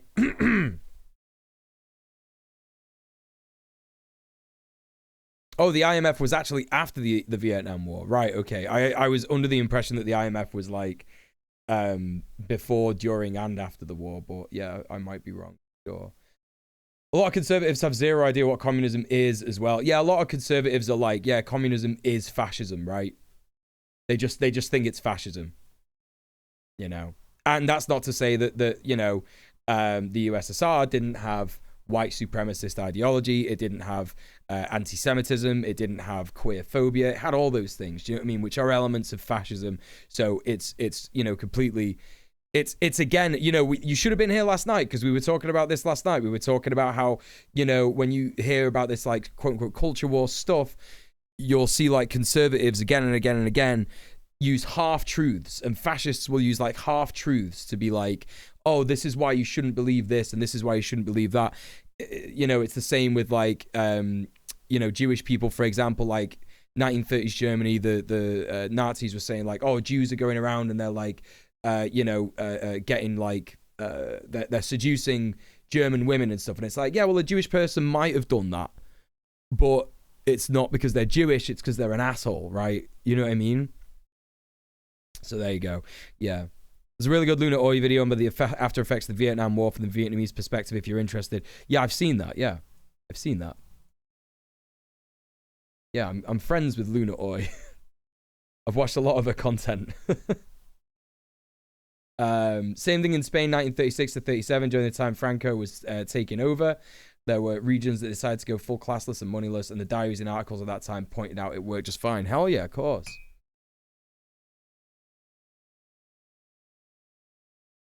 Yeah, that's another thing too. Dice Goblin's right. Like, most American schools teach Stalinism and communism being the same thing. Yeah. No, it's cool. Listen, Kono Dioda, we are literally like ADHD stream community here. We literally just had a fucking tangent about, like, Iron Brew, which I assume you probably don't even know anything about. Don't worry, it's got nothing to do with communism, unfortunately. There you go. Yeah, we've been derailing all day. Yeah, Luna came on Red Planet. That's right, yeah. Yeah. You did. You missed the Iron Brew tangent. What a fucking disaster. It's an absolute disaster for you, isn't it, Effie? Let's complete our journey down the energy supply chain by examining it's the true drink of the working class. It actually is. World of energy bills themselves. May you call me Fred? Oh, hell yeah. Yeah, that's much easier than that name. As hey, I mentioned Fred. earlier, one of the key motivations for privatising the UK's energy sector was to enable the chat is mostly pro-real Iron Brew, yeah. Rather than simply being told how much their energy bills would be by their local gas. We don't talk about that, Kane 20C. The vision was that Brits would get to pick between many competing suppliers. We don't talk about that part of the stream. In turn, force those suppliers to reduce their prices. This idea that competition leads to lower prices is textbook economics, high school level stuff. The problem is that the real world is very much not a textbook. And for very different reasons, both energy supply... Okay, let's read what Kiri says here. There's no real one simple reason why the USSR ended up reproducing a class system. The closest you can get is that it's just what top-down communist systems end up being, but that's a circular argument. There's loads of intercolluding reasons, one of which being an alliance of capitalist countries saying keep this up and we'll nuke everything. As someone more on the anarchist side of things, I always point to the rigid hierarchical power structures doing that. Yeah, same here. Yeah, that is why it is. That's why it's good to be a communist, but it's great to be an anarchist communist, right? Because, you know, as long as you make sure that, like, there is no sort of top-down structure being created, then you know, you're bound to succeed, right? You know. And their customers have remained almost impressively uninterested in embracing this new creed of competition. For their part, energy suppliers have tended to look for somewhat less generous ways of gaining new customers. Initially, this meant simply plotting to buy their competitors out. When the industry was first privatised, there were essentially 15 energy suppliers in the UK. England and Wales's 12 regional electricity companies, 2 Scottish suppliers, and British Gas. And for a time, the UK government retained what's called a golden share in these companies, which gave it veto power over any corporate takeovers. In 1995, however, the Conservative government of John Major made the decision to relinquish this last vestige of public ownership. What followed was like something from Battle Royale, or The Hunger Games, or Fortnite, or Call of Duty Warzone, or energy companies instantly began buying and merging and taking over one another. When the dust settled, those 50 oh god, remember Manweb and all that, fucking hell. 6. Not exactly a victory for the expansion of choice. That's the same number of friends in Friends. Unless you count like Gunther or someone. Just have a Friends channel. Of course, this might not have been such a problem had privatisation also led to a wave of new suppliers bursting onto the scene. In 1998, the grace period in which the regional electricity companies were the only companies allowed to sell electricity within their designated right, chat. I gotta be right back real quick. Be good. This the mods at the are same here. time as British Gas lost its nationwide monopoly on the sale of gas. The sale of energy to the public was now officially an open market. The problem now lay in customers. See, the theory that competition inevitably leads to lower prices assumes that consumers are constantly pumped at the idea of seeking out a good deal. For many older people, the idea of choosing your energy supplier made about as much sense as choosing your star sign, which is ridiculous because we all know that they're personally assigned to us by Jesus. Others just had more important stuff going on. Jobs to go to, clothes to wash, beans on toast to eat. When given the opportunity to choose their energy supplier then, most Brits' response wasn't to thank their Lord and Saviour Milton Friedman for another expansion of the free market, but to kinda just ignore it. In fact, in the 25 years since the introduction of competition, the number of people switching energy suppliers in the UK has never totaled more than 20% of customers in a single year. The result has been that the so-called Big Six energy suppliers have remained, well, large. It took until 2015 for the collective market share of all non-Big Six suppliers to cross 10%. At time of recording, the legacy providers still serve more than 70% of British homes, with the majority of the remaining 30% being served by just one younger competitor. Attempts to break the stranglehold these companies have on the industry have kind of been more trouble than they're worth. In 2014, Ofgem relaxed its regulations to make it easier for new, smaller suppliers to enter the market. This led to a wave of absolutely tiny retailers bursting onto the scene. These companies were the polar opposite of the Big Six. They were dinky operations with very few employees and had what can only be described as school project energy. They pretty uniformly had stupid names, worse websites, and logos that were borderline crimes against graphic design. The real problem, though, was that their business models were incredibly precarious. The legacy suppliers all owned their own power stations.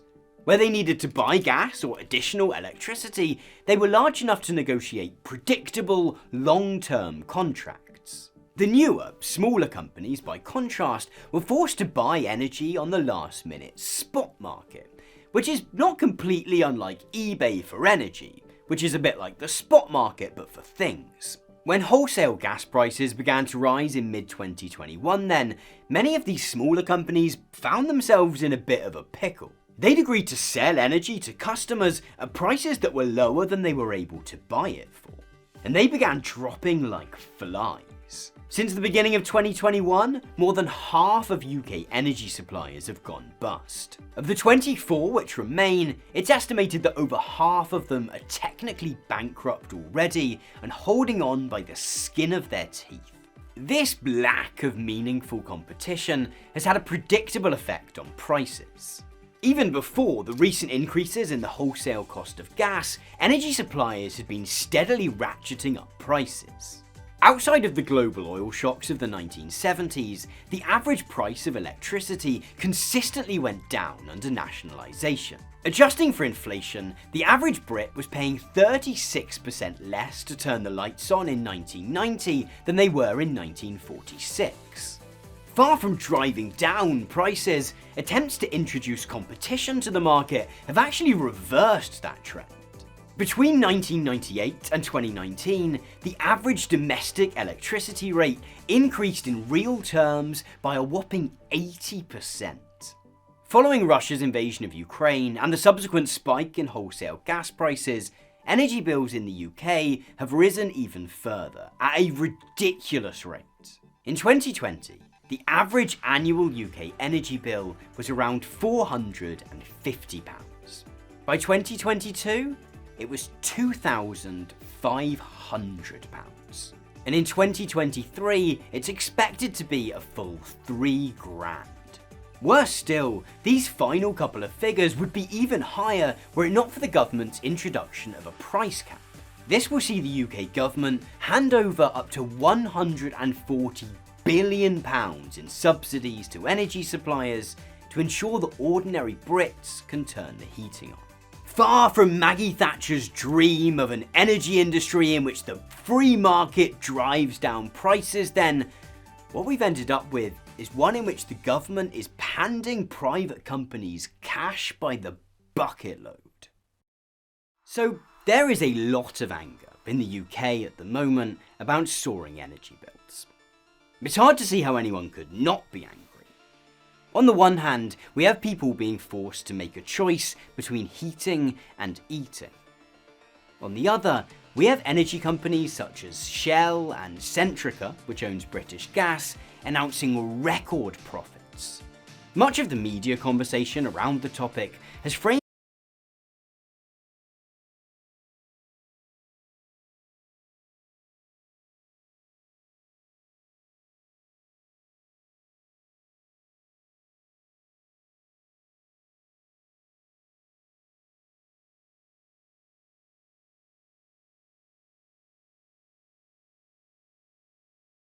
Oh, hello.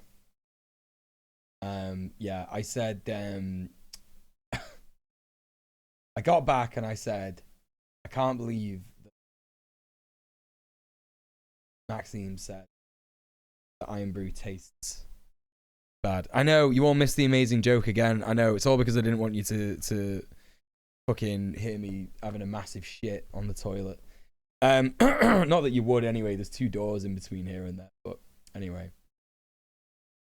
I got something cool to talk to you about though, chat.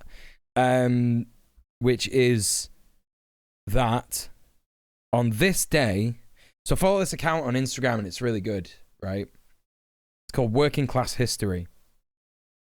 And the post today is about the 14th of March 1970. On this day, 14th of March 1970, 2 sailors aboard the SS Columbia Eagle carrying 10,000 tons of napalm for the US military in Vietnam, mutinied in protest of the war.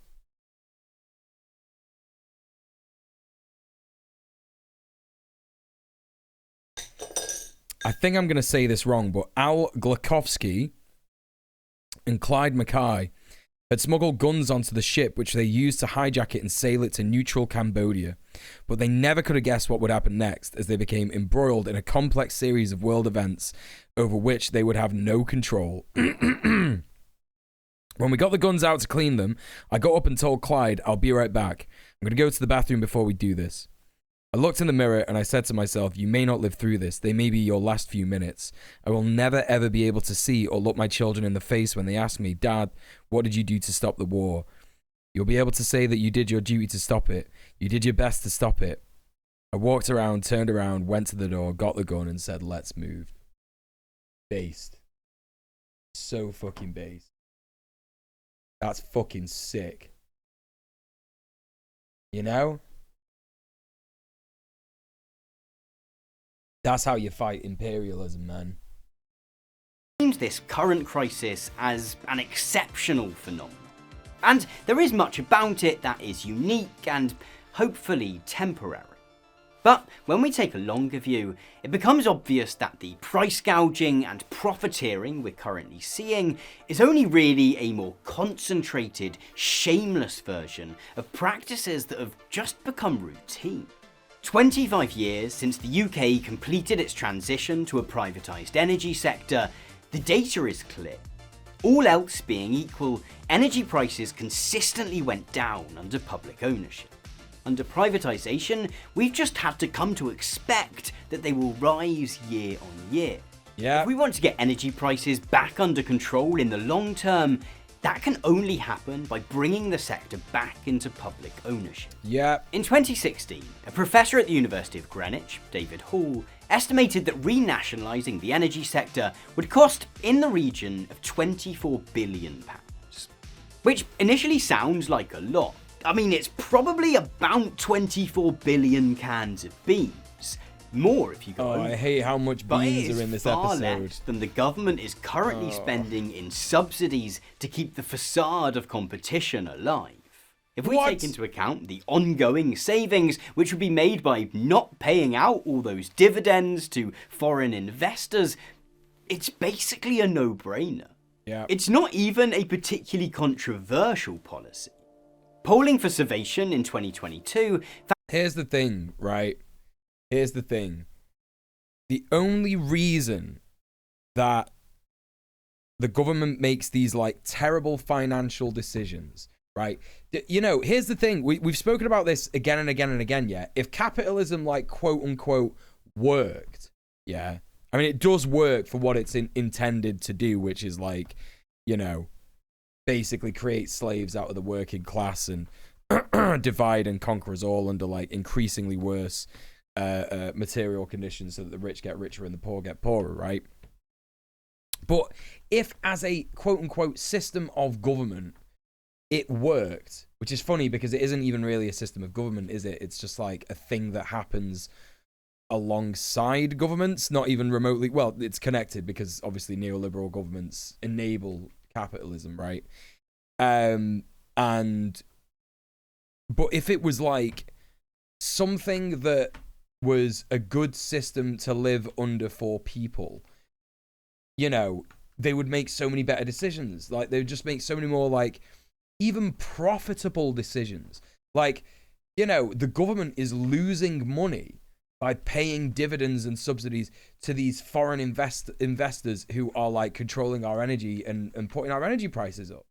So we could save money by nationalizing the energy sector. And they just won't do it. And that's because they're just simply terrified of socialism. That's what it is. You know?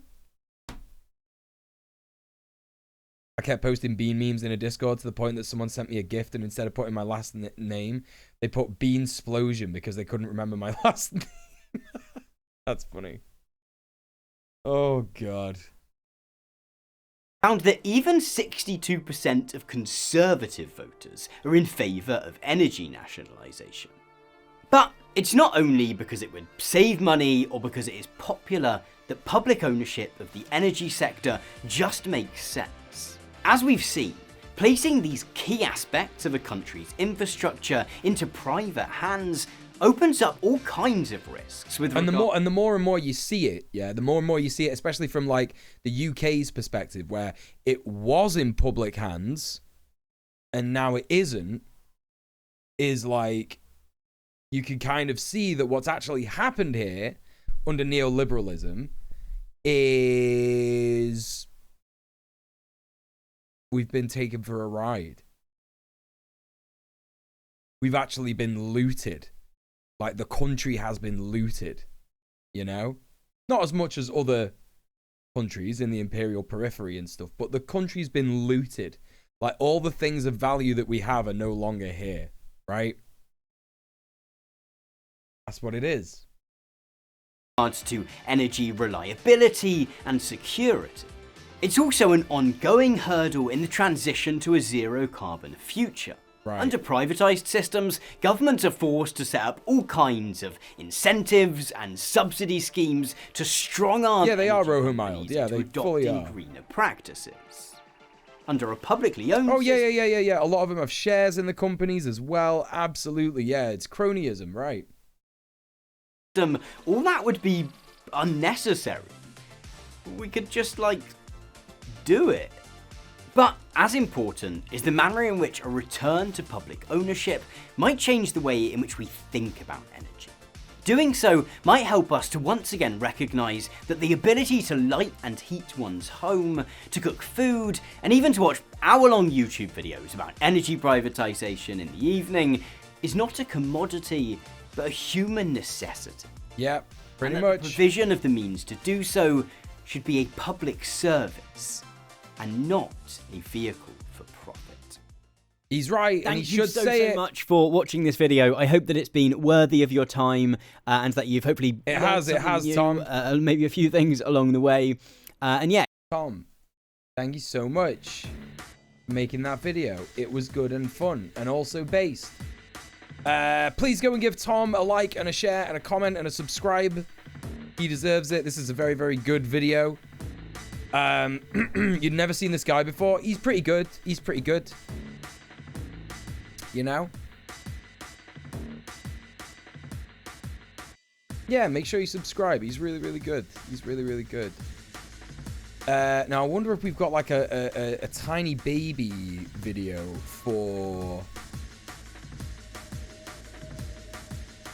the end of the stream. I wonder. Oh my gosh. Oh, that's what we were watching on stream, wasn't it? We were watching like smelly little garden guys, weren't we? Soft little soil boys, weren't we? That's what we were watching. Gardening and growing mushrooms is a video that I have here.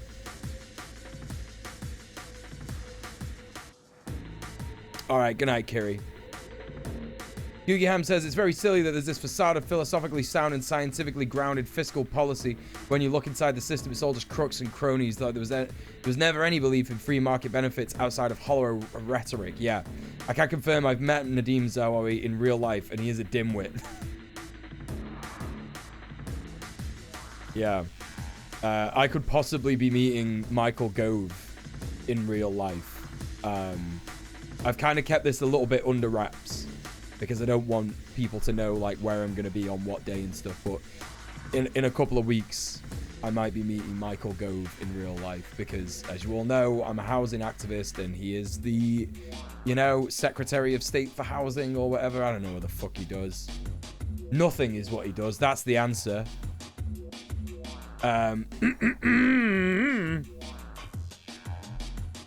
So let's have a look at this cheeky little how to garden with mushrooms video.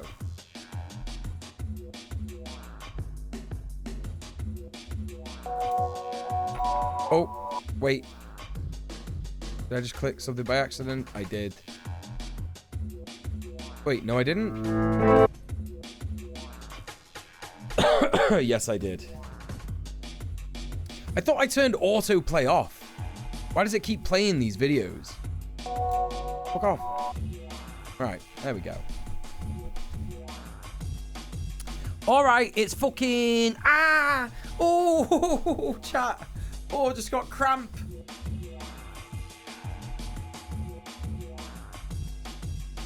Oh, just got a bit of cramp. All I wanted to do was itch my foot. Right, was that Johnny Cash's hurt? Right, Maxime, why did you say that? Why did you make that joke? Explain yourself immediately. I need you to tell me straight away.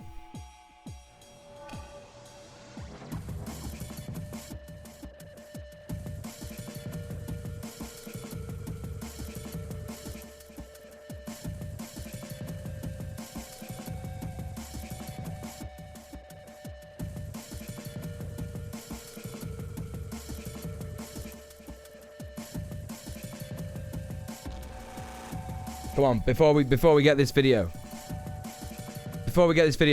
I heard the beginning of the song quickly. It reminded me of that. No, you didn't. No, you didn't. Did you?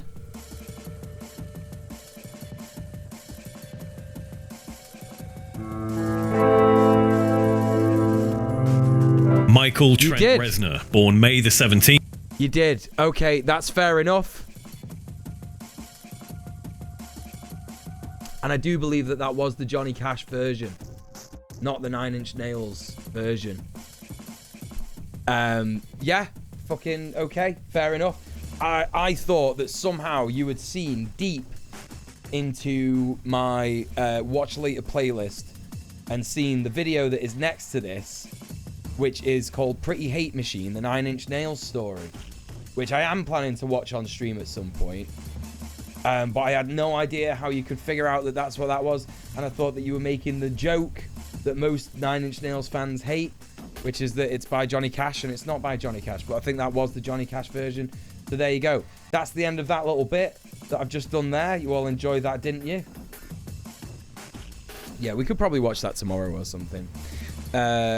Permaculture Andy.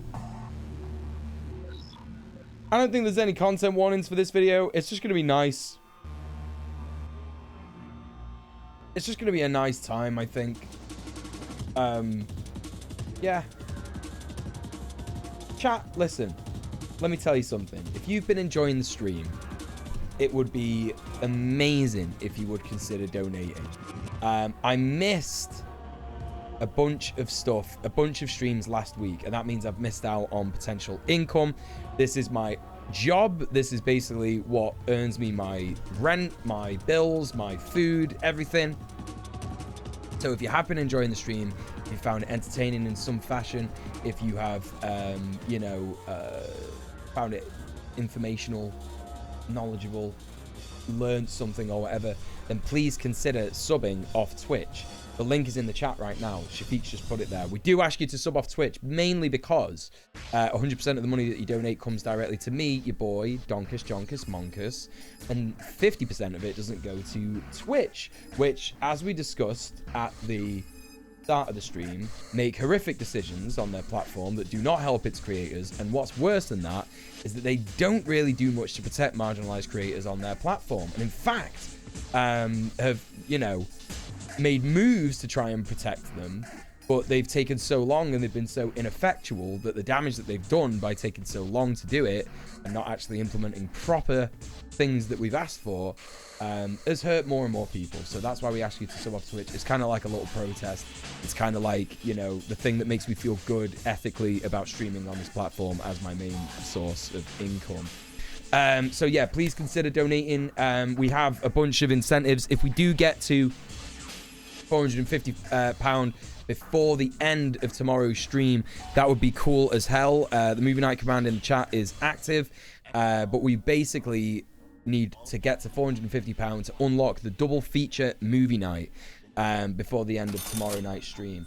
Holy shit, Sploot New! Trent Reznor Pretty Hat Machine. He has a pretty hat machine, doesn't he? Thank you so much for the weed amount. Thank you for donating. Thank you for subbing off Twitch. Thank you for supporting the stream. Just like Splootnoo did, I would only ever recommend that you donate the same amount that you would use on a sub for Twitch. That's why we call it sub off Twitch, because you're basically spending the same amount of money subscribing, but you're just doing it on to my PayPal rather than Twitch itself. So there you go. But yeah, if you want to be in with a chance of watching the Neverending Story 3 and Neil Breen's epic Double Down, then let's try and get to £450 before the end of the stream tomorrow night. Yeah, there's not that much time before the end of the stream tonight as well.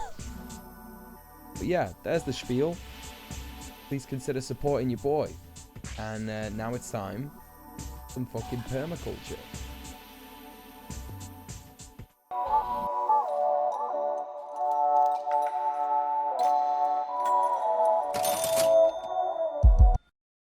Who is that? What is that? Maxime, thank you so much for the £2. Thank you for subbing off Twitch. Thank you for supporting the stream. I appreciate you. Thank you, thank you, thank you.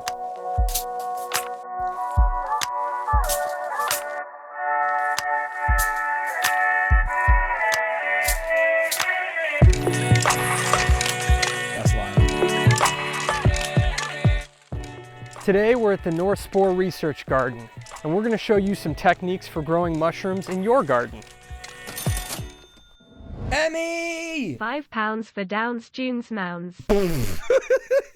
Thank you so much, Emmy, for the £5. Downs Jounds Mounds. That's right, it's me.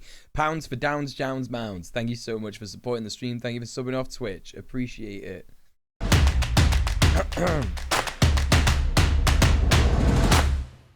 North Spore. As decomposers, fungi play a critical role in nutrient cycling in your soil. By intentionally adding edible mushrooms into your garden, not only are you accelerating those processes, but you're also tapping into a whole other food kingdom. Today we're going to go over several common mushroom cultivation techniques and show you how you can apply them to your garden. Specifically, we're going to go over... What you want about? Willada says Neil and David show. Who are Neil and David? Is it one with Morrissey so that I know what kind of show it is? What the fuck are you on about? What are you asking me right there? Are you talking about that like tiny little Neil Breen and David Lynch show? Is that what you're talking about? Like that tiny little bit that I did where I was like, this is Neil Breen and... No, not David Byrne. Not David Byrne from Talking Heads, although that would be funny. Because Neil Breen and David Byrne kind of sound the same a little bit. You know, Neil, it would be really cool if you could make some funky music with us. I'd really enjoy that. David, I've told you before, I'm not a fan of your music. It's weird and it smells funny. It's weird and it smells funny. TTK, thank you for the... Jonky Monkey. Thank you for the £4 for Donkey Jonky Monkey. Thank you for subbing up Twitch. Thank you for supporting the stream. I appreciate you. Do appreciate you. Beds, growing on logs, growing on straw bales, and growing in containers. Mushrooms in garden beds. Pause in.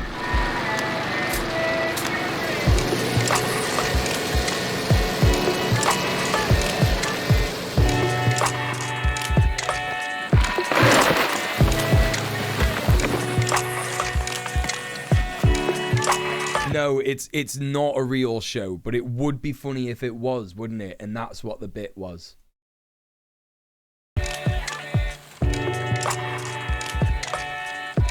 Mulching paths and beds. Cool. Mulching is really useful in your garden to help with weed suppression. By adding mushrooms into that mix, you're getting the added benefit of breaking down that carbon-rich material into organic matter and returning that back into the soil. Dope. Organic matter is really important for the soil for a couple of reasons. It helps with soil structure, or the tilth. It helps with water holding capacity. It improves soil porosity, which is important when you have pretty clay-heavy soils. You need a little bit more air in there. And it also feeds the microbes in your soil, improving overall soil ecology. Cool. This person's so smart.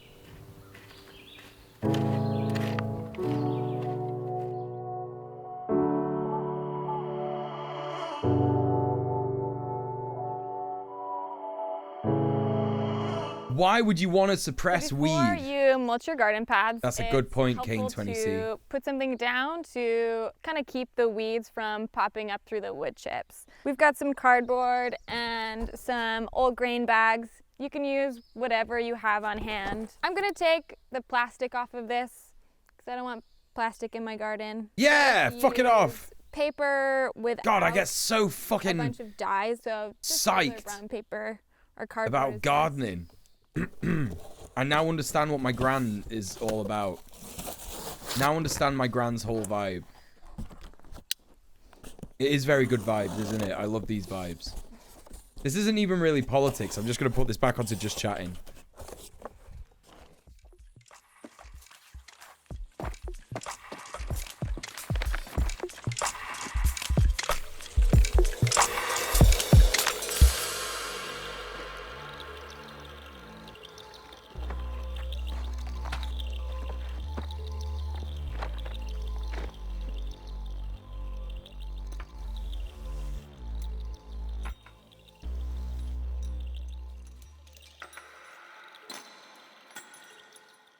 It's become a pretty nice day. The sun has come out and we're going to be inoculating these wood chips with some wine cap spawn. The Latin name is Stropharia rugoso annulata, also called King Stropharia or garden giant, because the caps of it can grow to be as big as dinner plates, and it also is a perfect companion to your vegetables in your garden. Mostly because it's very adaptable and pretty resilient, so it can tolerate some drier conditions and a bit more sun than other types of mushrooms. It's also a mushroom that you're not likely to find in the grocery store, and that's because it doesn't really grow well indoors. It prefers to be outside, interacting with other microbes in the soil. Oh, fuck yeah. This fucks so hard. Yeah, get that substrate everywhere. Fuck it all up. Get them mushrooms in the fucking ground. It's cool because it's like, you know, we always think of like mushrooms as like fucking up other plants, but they don't. You know what I mean? Like the mycelium of this shroom will have no interest in decaying, you know what I mean, these like these plants. It will feed on like weeds and perennials that could ultimately, like, you know, hurt the development of these crops, right? So good. Now I'm going to break up this spawn, so I've got smaller pieces. Oh, it's called a spawn. I thought that was called substrate. So you're just gonna wanna kind of. Oh, I think the substrate is the stuff that they made, the mulch. Sprinkle a light layer on the bottom. Try to get it evenly spread out across the wood chips. If there are any big shrooms chunks, rock. you can just go ahead and break them up with your hand right now. So I'm using one whole bag to cover all of this bottom layer. Oh my god, Carpe Packs. Carpe Packs, thank you for watching 3 consecutive streams this month. I can't wait to see what your watch streak becomes.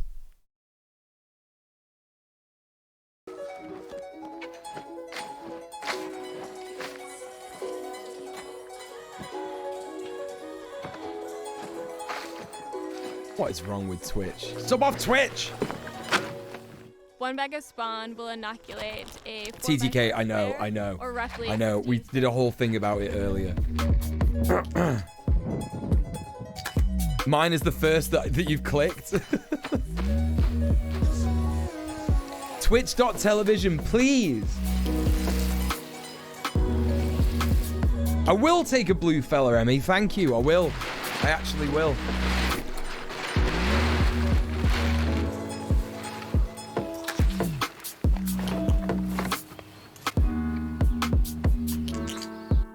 Frog. Now that we've mulched That was a frog. our That was a pads, fucking frog. We're gonna move on to mulching. This is a great in our video. garden beds. Now we're gonna want to use straw in the garden bed. How come I don't get a street instead of wood notification? chips, Because you've not been wood here chips decompose enough. pretty slowly.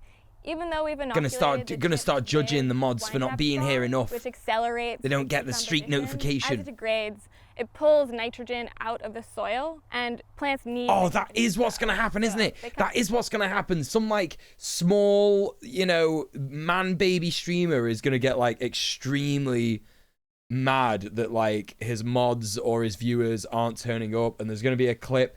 Okay, listen.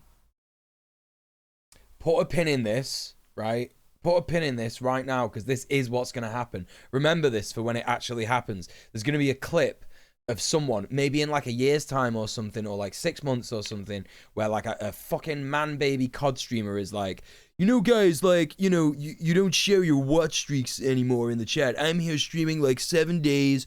You know, I take so much time out of my life to make content for you guys, and you aren't even here consecutively. What the fuck? We should be having like, you know, watch streaks of like 20, 30, but like that's gonna happen. Like there's gonna be a Twitch like that, like a really cringe clip where like a man baby COD streamer is gonna be doing that. Put a pin in this, clip this, and do like a remind me on like a call bot in a server that you're in or something. Remind me in 6 months that someone's gonna do a clip. There's gonna be a clip like that going about Twitter. There is. Kind of compete with each other for those nutrients. Straw, on the other hand, the levels in this video are terrible. The music is so much louder than the so is more dialogue. Ideal for within a vegetable bed.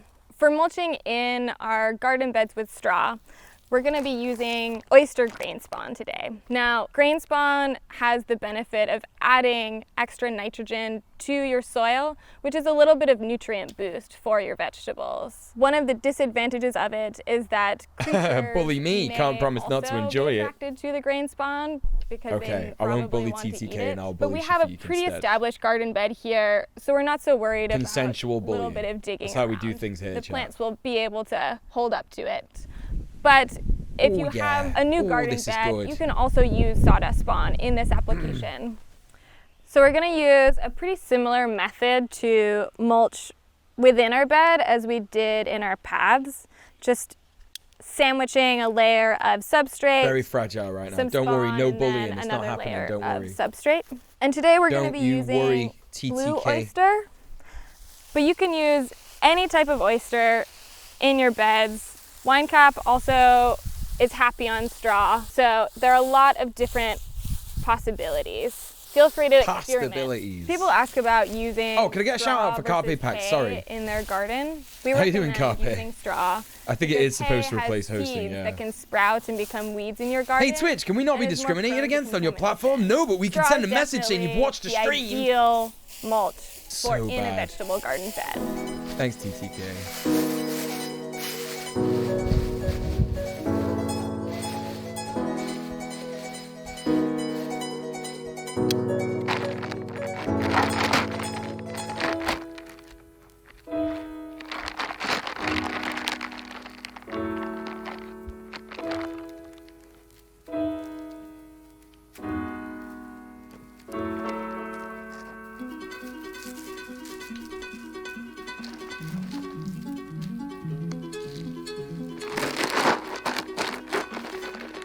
We're gonna go ahead and use this whole bag.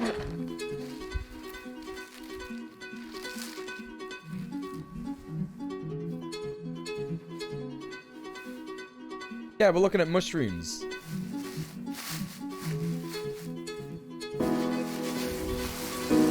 I think she was planting basil then. Oh well, that was the basil that she's planting around. Mulching your perennials. Oh, yes. Another great way to incorporate mushrooms into your landscape is to inoculate the wood chips around your perennials. We're going to be using wine cap sawdust spawn around this weeping cherry today. And wine cap is a pretty incredible mushroom because it's so adaptable. It can easily grow on hardwood chips as well as softwood chips and outcompetes other fungi that may already be established in your bed.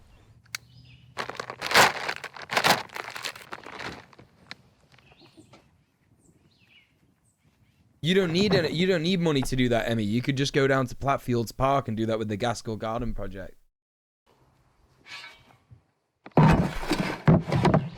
Does nobody listen to Red Planet? Do people literally just not listen to Red Planet? Do they just watch it and just go, yes, that's great, and then just forget everything that happened? Oh my god. Plattfields is a trek though. It is a trek. It is a trek. Yeah, but like an allotment would also be a trek, wouldn't it? You know how you can tag people in tweets? Twitter took away the thing that lets you remove your tag from their tweets. So the obvious answer is to tag Elon in all your tweets. I'm not on Twitter at the minute. So I won't be doing any of that. I won't be wasting any of my time doing any of that.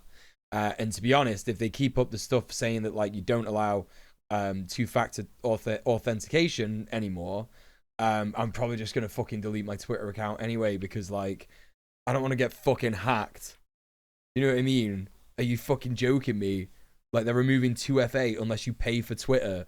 Like what do they think is gonna fucking happen, man? Yeah, all right. I just won't do Twitter then. Great fucking change to the website, man. You know what? He's doing me a favor. I fucking despise Twitter. I fucking despise Twitter. Do you know what I saw? Like, you know the kind of discourse I was talking about yesterday? I was talking about that shit yesterday where it's like fucking, you know. Right. It's only text 2FA, not 2FA generally. Yeah, but if someone's logging into your Twitter, they'll have your email. Right?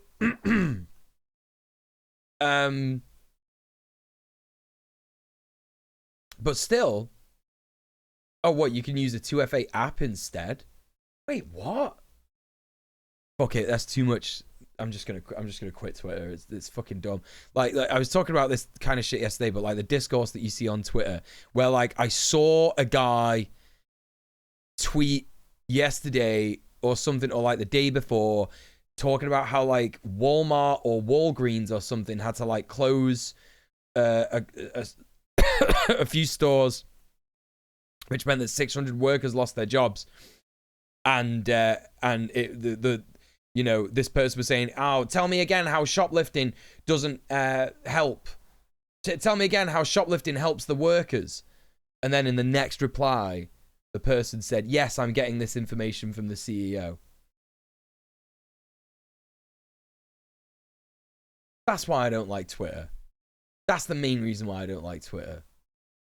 Like, people just don't know stuff and then they say it, don't they? And it's just the worst thing in the world. I just despise that kind of shit. I'm only still on Twitter to live tweet Pokemon stuff, and to be honest, I'm considering just moving to streaming. Yeah, just stream it. Just stream it instead. People just go around saying stuff, don't they? And then it's like, oh, is it an op? Like, and everyone there is scratching their heads going, is this an op? Is this the FBI? Because this take is so bad and it's going to cause so much like arguing and discourse and nonsense. All the while, the material conditions are just completely destroying us anymore. All the time. Anymore, I can't even say stuff. I'm talking about people saying stuff and I can't even say stuff. You know? I'm moving to Mastodon. I fail to see how Mastodon isn't gonna have the same issues as Twitter.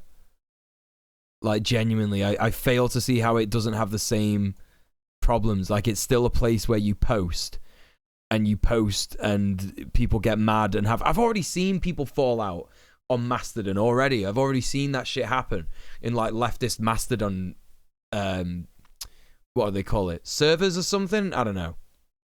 And it's like, forget it. Fuck it. Discord's bad enough. Do you know what I mean? Just have Discord for now. That's it. Yeah, Discord's the way to go, isn't it? It really is. And the only reason I've got Discord is because it's like a place for people to like, you know, chat about the stream or like what we talk about or whatever, you know? Now that our bed is Mastodon is like a third political party. Over the next few months and water it as needed. Yeah, you've got like, yeah, that's true actually. You've got Facebook, which is Republicans, and then you've got Twitter, which is like the Democrats, and then Mastodon, which is like an independent candidate that nobody's heard of. You know?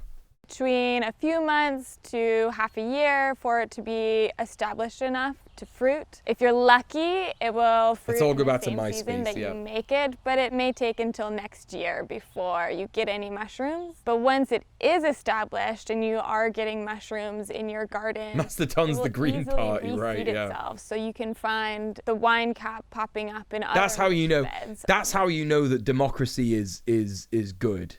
By the way.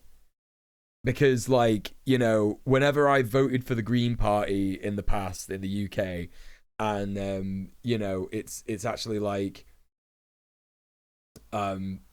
it's obviously come to pass that the you know, the Green Party didn't win as many seats as you thought they might do, and you're like, wait, why has that happened? And then you look up proportional representation, and it's like, oh, if proportional representation existed, the Green Party would actually have like a sizable amount of the government. Why doesn't that exist? And then you realize that we don't live in a democracy, you know? Property. Tumblr is chill these days. Yeah, Tumblr's interesting because it's blogs, isn't it? We're going to show you a really cool way of incorporating mushrooms into your garden. Hell yeah. We're going to build a raised garden. I think the way that this guy spoke, it sounded like he was just going to twat 5 solid dried grams of psilocybin and just like writhe around on the ground going like, I'm incorporating. That's the joke. Out of fully colonized shiitake logs. This is a great way to get more life and utility out of your older shiitake logs and diversify the ecology of your garden.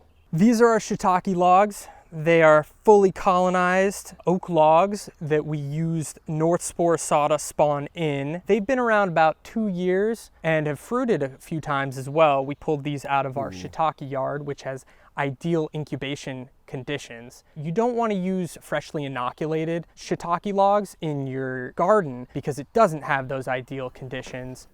The reason that the garden isn't the ideal environment for freshly inoculated logs is all of that direct sunlight. I love a freshly inoculated log. Can dry out the logs, and the logs are going to be put directly into the soil, which can expose them to competitor fungi. Smart. Where's that rake?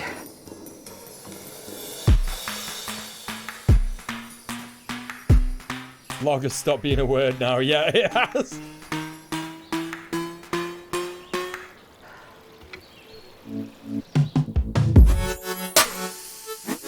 The music in this video is so loud. This is a super easy technique that's surprisingly successful at growing mushrooms. So we originally developed this technique to improve garden soil, but have found that it's surprisingly successful at growing mushrooms too. All you need to do is take these bags, break them up, and spread it into your soil. I think they grow shiitake mushrooms, packs. Probably the easiest way to grow mushrooms outdoors. We're going to be using grain spawn as opposed to sawdust spawn because the grain is high in nitrogen, which will enrich the soil, increase plant growth, and help break down woody materials. It's piss, it's piss. That's piss.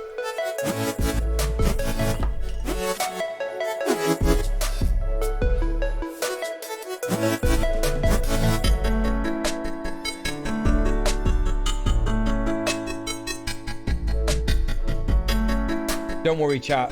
The video is lagging. It's on my end. That is what happens, Rohomal. Hobbits come and steal your mushrooms. Chat, I've found a much better piss meme.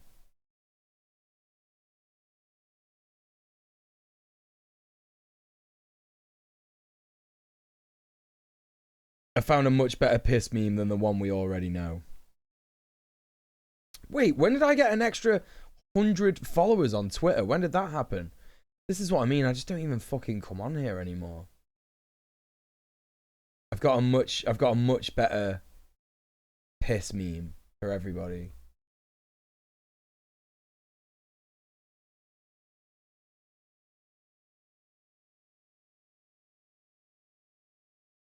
That's piss. It's so loud.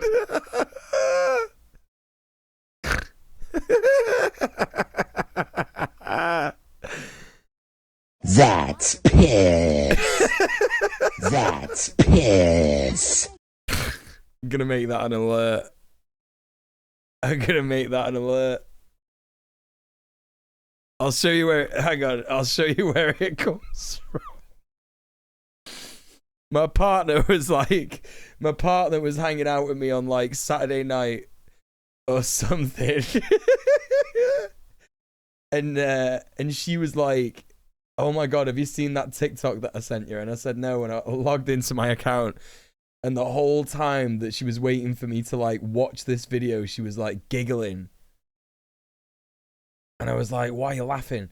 Hang on. I'll just have to scroll up a little bit. Where is it?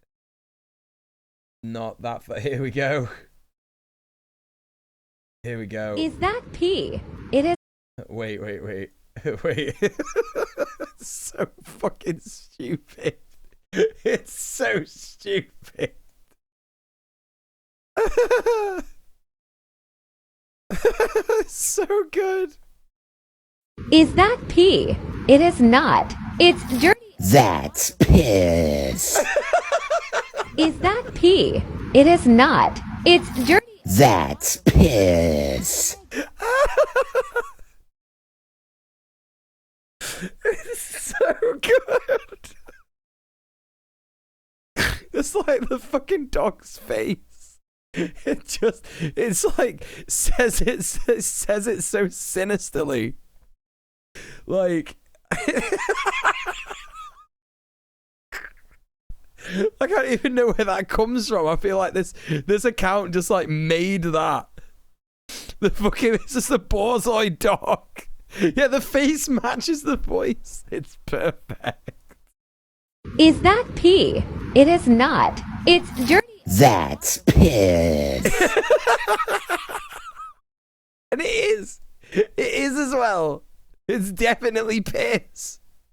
Like, what are you talking about? Like, I feel like this, like, surf, whatever the account is, that surf guy or whatever, like, they're about to say, like, is that pee? It is not. It's dirty water. And blah, blah, blah. It's like, no, dude, that is piss. Like, you pissed in your fucking wetsuit. Everybody pisses in their wetsuit. I've fucking done it. Everybody's done it. It's gone down your leg. You know, you had a big old man piss. You know, you drank too much the night before. You've been out in the sun all day. It's brown as shit. That's what's happened. Is that pee? It is not. It's dirty. That's piss. It's perfect. Okay, there you go. There's the that's piss guy. Back to the mushroom video. Hey, Elsie, man. You were half asleep when you clicked on this on Twitter and died.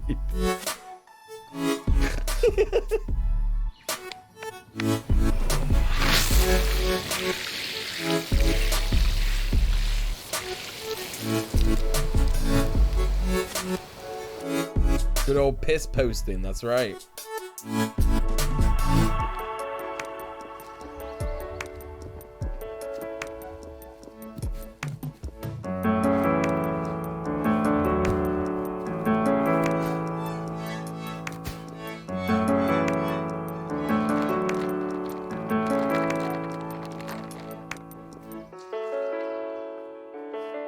Straw bale gardening is popular with home growers because it's an easy way to grow vegetables without having to do a lot of weeding. It's great if you don't have a lot of space. And the heat that starts to happen in the bale because of decomposition gives the plants a boost to grow. We're going to adapt this traditional technique to grow mushrooms. I didn't know you could do that with 4 bales straw here today, bales. and we're going to inoculate each with a different species of oyster mushrooms. We've got Black King, Snow, Italian, and Golden. The first step in straw bale gardening is to condition your bale by adding a nitrogen source to initiate decomposition. We're going to be using a nitrogen source, chat. That's piss.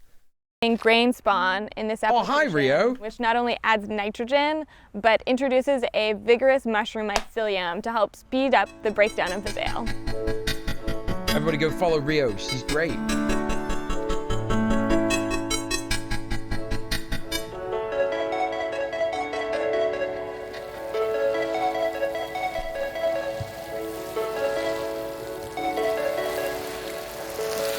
want to convert your garden to raised beds? Oh, hell yeah. Hay bales would be really easy. Hey, Awesomeo. One consideration is that grain spawn heats up a bale very quickly, which is great in the spring or in the fall, or if you live in a colder climate.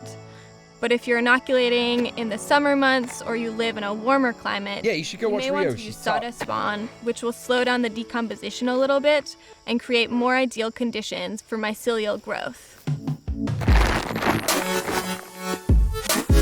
I'd have done it, but I didn't.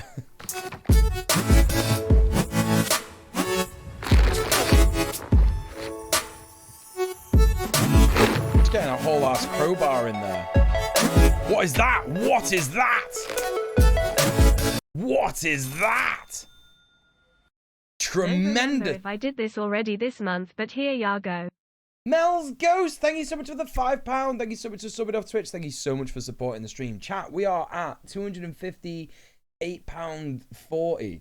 There's not much of the stream left tonight, but we could definitely get to at least £400 tomorrow. Definitely. What is that, like 140 quid? So that's like £7 between 20 people. £7 each, something like that. That is a tremendous dildus, isn't it? That's just a massive dildus.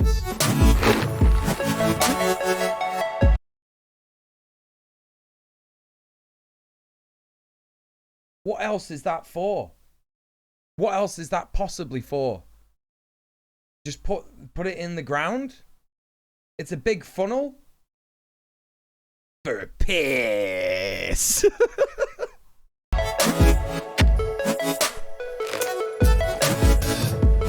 Oh yeah, it is. Now that we've inoculated each of these straw bales with a different species of oyster mushroom, we're going to give them another good watering just to make sure that the straw is fully hydrated. And we expect them to be fully colonized in 2 to 4 months. Cool. Oh, are they going to get the sweaty bags out? We're going to show you how to grow mushrooms using these containers in a garden setting. Okay, that's not a container, dude. That's a fucking laundry basket. For this technique, they're perfect. Do not perceive me. Anonymous, thank you so much for the £5. Thank you so much for subbing off Twitch. Thank you so much for supporting the stream. I appreciate you. Thank you, thank you. £263 chat. Oh my god. Can we watch that one more time before the stream ends? Yeah, we can. Of course we can.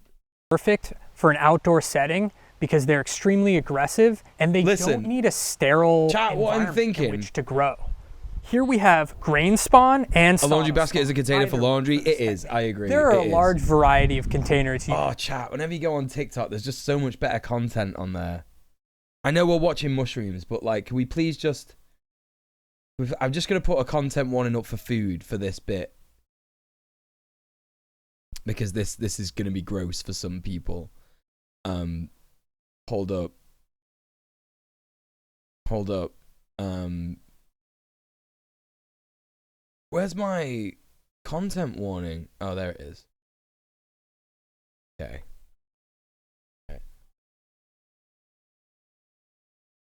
Ow, Pippa! Pippa! I've not watched Pippa in ages! Oh my god! Oh, we should watch a bit of Pippa. Listen, have you ever seen this woman? Where's the ham? Wait, what happened? What happened? What happened? Where did a video go? This is the only thing I don't like about TikTok. Why are you showing me a video from the fucking sun? Oh my god. Are you fucking joking me, dude? Tanara double chocolate is so good. Is it this one? It's got to be this one, right? Everybody's so creative. Now remember, this is part 2 to the ground beef stuffed with Wait, part 2? So what's the part 1? Everybody's so creative. Oh, okay, here we go. Everybody's so creative. Get yourself a big log of ground beef. I know it's pretty huge, and you probably can't find this in the market, but just right around town until you find it. Now you want to chop a line right down the middle.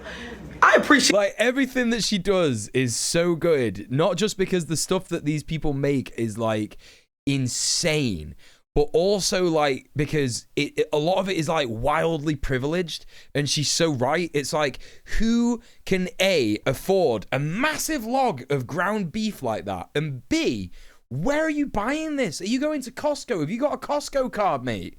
Like, where are you getting that from? The gloves. Always use gloves. There you go. Now open that up. So you know gross. why? Because Hey, we're gonna Lyra make some Artemis. stuffed ground beef. What do you mean you never heard of stuffed ground beef? Oh, you're hearing it now, and you're seeing it with your own eyes. Is Lyra Artemis Lyra and Friends' new name? It has to be. Yes, it is. Can we get a shout out for Lyra, please? You can't believe it either, right? We're not getting charged for this. See that? Now get yourself some macaroni and cheese, add milk, cheese, and whatever else you want to add. It's yours. There's no right recipe for macaroni and cheese. There's all sorts of ways to make it, and this is a special way to make it. What are you doing? Great value, Colby Jack. Great value, Colby Jack. Lots of cheese. You know why? Because it ain't gonna slide down easy if it ain't cheesy. And it's pretty hard to guess how this is gonna slide down at all. Now you wanna, there you go, mix all that up until it makes a sound that you're familiar with. See how it looks so differently different, but good, but bad. But good if we bake it. But we're not going to do it that way. We're going to pour it right on this ground beef. Oh, I know it's raw insane. and the noodles are cooked. Absolutely insane. It doesn't matter. We're going to do it again. We're going to cook it right in the oven. It doesn't matter if it's mushy. It's going to be inside of ground beef. Now get all your kids together and let them put their hands in it. And make sure it's all mushed down into that ground beef. Because you want it like a surprise. You want it like a surprise. Not the Velveeta, no. Go down to Kiki's house. Kiki got 8 kids, so she's going to direct you to her cousin Keisha. That fucking cheese, man, where it's like this cheese. I don't know, like I have like American cheese, you know. Like everybody makes jokes about American cheese. I've never like tried it. I don't think, but like whenever I see this like Velveeta cheese, it makes me think that like this is a cheese that's in like the 5th state of matter. Like it's not a solid. It's not a liquid. It's not a gas. It's something else. It's something new. Keisha might get his attitude because we've all been asking her for all sorts of things. But she'll still give it to you because she's sort of nice. Now put it right in the middle. No, she didn't make this, dude. No. Mr. Dank, she didn't make this.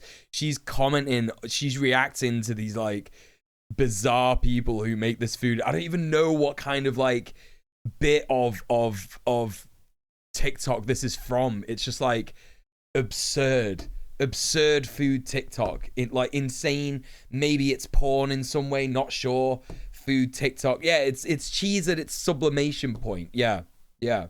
Why didn't we add it at first? Because we didn't want to. We don't have to add it at first. You want to do things twice because we like to be in the kitchen longer than needed. See how it looks like it's sort of a canoe and you want to ride on it? That's what you're going for. A canoe. See how it looks like a little boat? You want to send it off? That'd be so fun, but we can't. We have to roll it up. 0 seasoning, by the way, on that ground beef. Like, I have no idea why people think that cheese is a seasoning. Like, what is that about? What is that about? Tuck all that macaroni and cheese inside of that ground beef. See how it looks like a tummy tuck? I had one of them, and it reverted. But it's okay. It's from eating all that macaroni and cheese. Now, look how it looks like you get a kid inside of a snowsuit. You know how you get the snowsuit and it's a little snug for the baby? See how you can't even see if it's a baby in there or not? It looks shit, it looks like SCP-173. Different to the eye? That's how you want it. You want it sort of like a surprise. Velveeta. Yeah, right. There you go. There you go. Close it up. Now fold everything in. This takes skill. If you don't know how to do it alone, get all your children around and have them help you. Because you want this to be perfect. All right, now after you finish something from a horror film with it, you want to add your seasonings all on top. Gotta add your seasoning. Oh, here's the seasoning. Okay, here we go. So they won't say you didn't season. You might have to come back for part 2 if you're still around.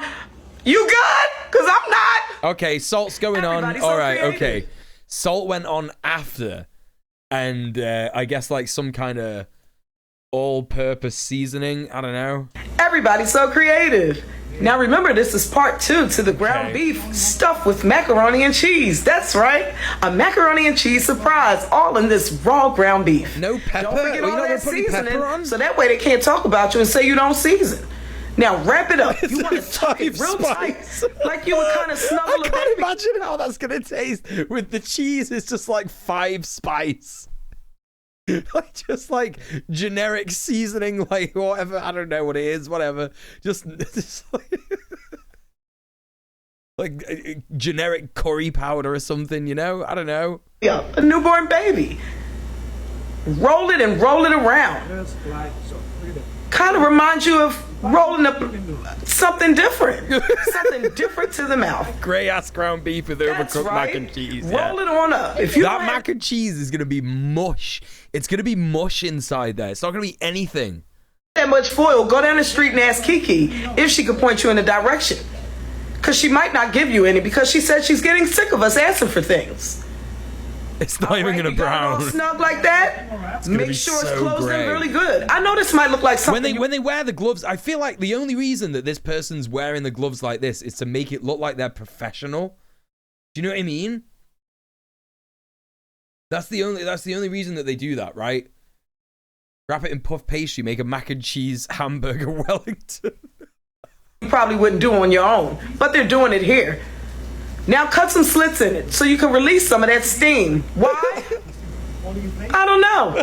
Maybe because the steam will make the house smell good. Her face when she's like, why? Why? I don't know. Maybe because the steam will make the house smell good. See that? See how you can do exercise with it too and kill two birds with one stone? That's right. You make your meaty log and you get your muscles at the same time. See how it looks different? Like you probably wouldn't do that because it don't look like it's going to fit, but it will. We're fitting it in there right now. See how it sort of reminds you of some sort of log out in the woods? But it's not. Now cook it for 17 days at 765 degrees. The foil's looking a little different. It looks like 2 birds, 1 kidney stone. Now cut the foil, cut it on up, and open it so we can see the inside. Oh, this is gonna be so shit. If you cooked it as long as you should, it should be perfectly done. See how you can't wait to see what's going on in there? That looks a little different to my eye. Is it supposed to look that way? All right, let's see if this is done all the way through. I can't wait to see that big cheesy surprise. You know why? Oh, bro. If it ain't cheesy. Oh, look how it looks I feel like I'm gonna be sick. Out in the woods. Reminds me of when I was a Girl Scout. See how it looks like things are busting right through the top? Dude, it looks like a giant turd. It looks like a giant fucking log of shit. That's what it looks like.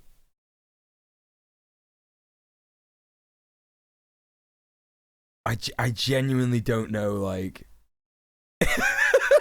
It's not even meatloaf. It's not. That's the macaroni and cheese. Now we're gonna cut it. I can't wait to see the reveal. Slice it down. It's nice and brown. Slice it down. Ooh, it's nice and brown. Cut it on a nice big chunk. Is it done? Is it done inside? Let's see what's going on. It looks like a slice of cake. Funny. Oh, look at the metal. I don't know if that's looks all oozy. It's supposed to look that way. Remember, that's that big center of macaroni and cheese. What's that in the middle? Oozing out. You'll never do it separate again. Why would you? Now put your favorite topping right next to it so you can dip it in that sriracha or ketchup or barbecue sauce, whichever you prefer. See how it's an art getting it on the fork? It's an art. You gonna eat it? Ah, you good? Oh, you all right? Oh, you praying? Oh. Shut the fuck up, do that. I don't want to imagine what this guy's diet is like if he's actually like saying that this is good. It's so bad. Oh, it's good. Everybody's so creative. She's so good. Go follow Tanara Double Chocolate. She's fucking funny as fuck. Honestly, best TikTok content. Go watch her. She's so fucking good. You know what though? This did remind me of I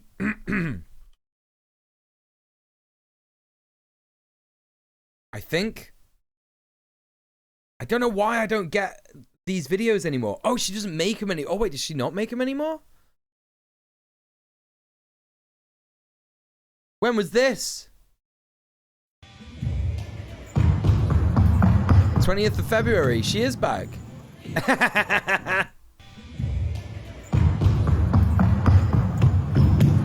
Fucking brilliant. I love this dog, chat.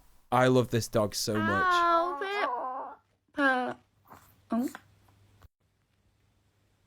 Rob? Han. I missed this. I missed our Pippa content. Oh, Pippa, look at her. Look at her. Oh, Pippa. Oh, Pippa.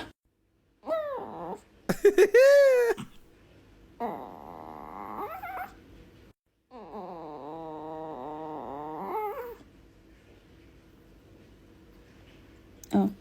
So Ham. Just whenever Robbie's there. Ham. There's one of these videos where like she's smiling.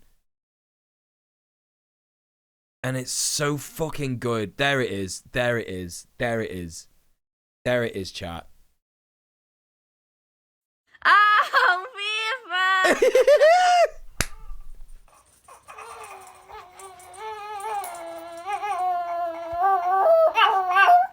Yeah. Oh, Pippa. she's so excited. She's doing a little smile. It's so cute.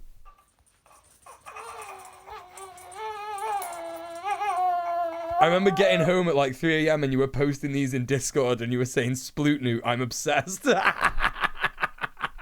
I'm obsessed. I love her. Like, just so sweet. Such a cute little gremlin dog. Oh my gosh. I love her. Right, anyway, listen, back to permaculture.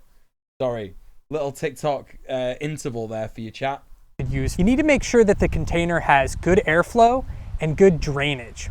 Here we have a hamper that's really good, lots of drainage, lots of airflow, and we have plastic pots that gardeners are likely to have laying around.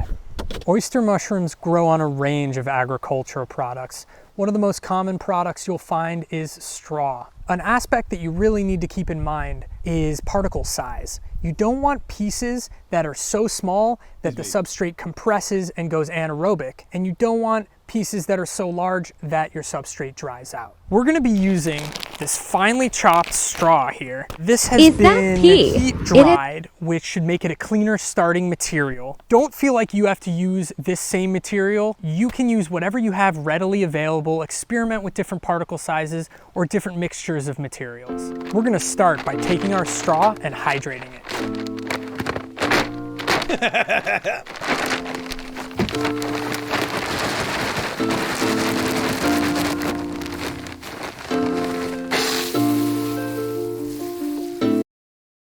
That's piss. I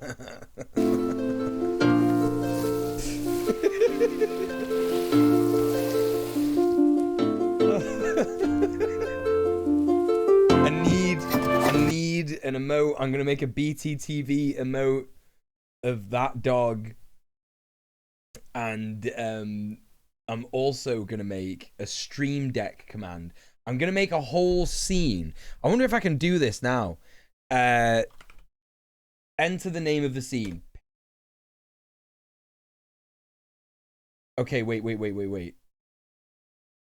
Okay, wait. I need to do this. I need to do this properly. Okay, I can do this properly. All right.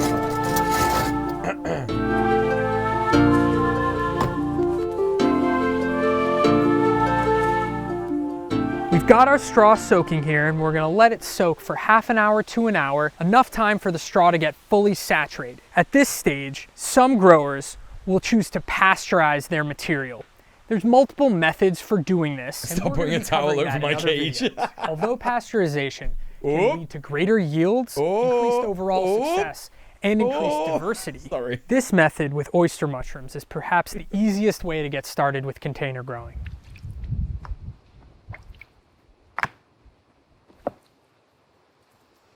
At this point, we want to allow some time for our straw to drain.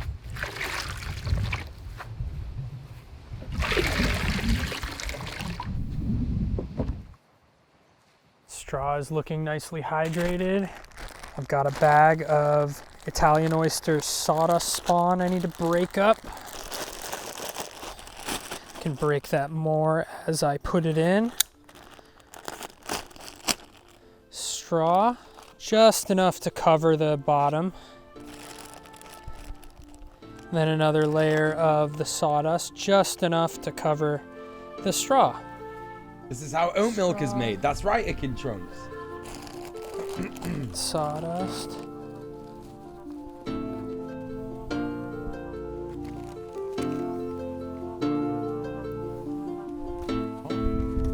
Yes. That.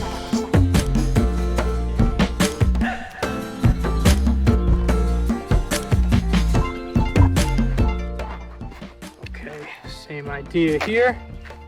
Layer on the bottom. And full spawn.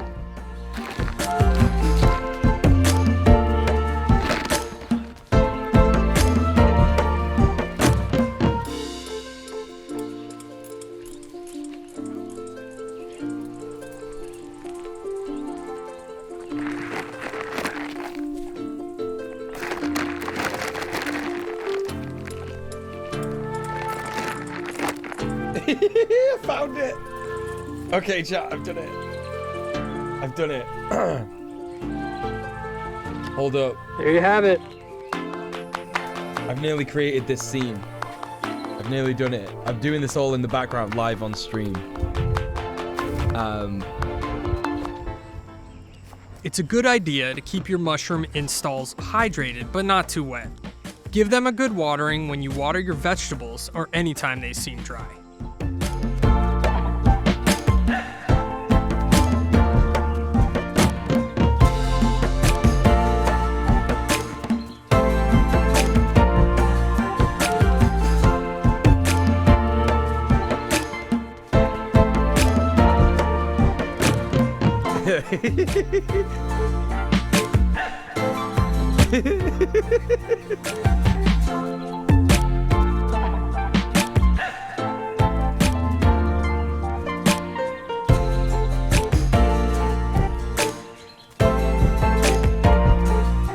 We're back at the research garden. A couple months have gone by. It's late summer now. Temperatures are starting to drop and we've gotten some really nice rains, which have created ideal conditions for mushrooms to fruit. And they're really starting to pop. We're gonna show you how to harvest mushrooms. and identify your oysters, wine caps, They're nearly ready. Oh, look at those. Those look pretty good. Harvesting mushrooms is a lot like picking apples off of an apple tree. What? You aren't harming the mycelium in your installations when you harvest them. Oh, okay. Feel free to pick or cut, whichever you prefer.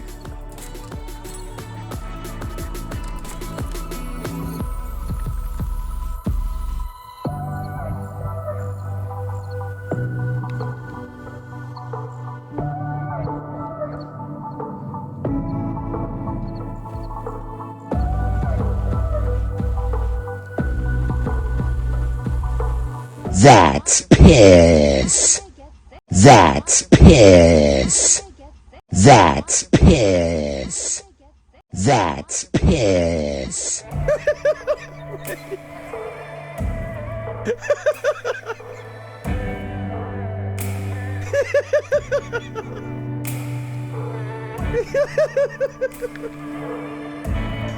Wait. I'm gonna die.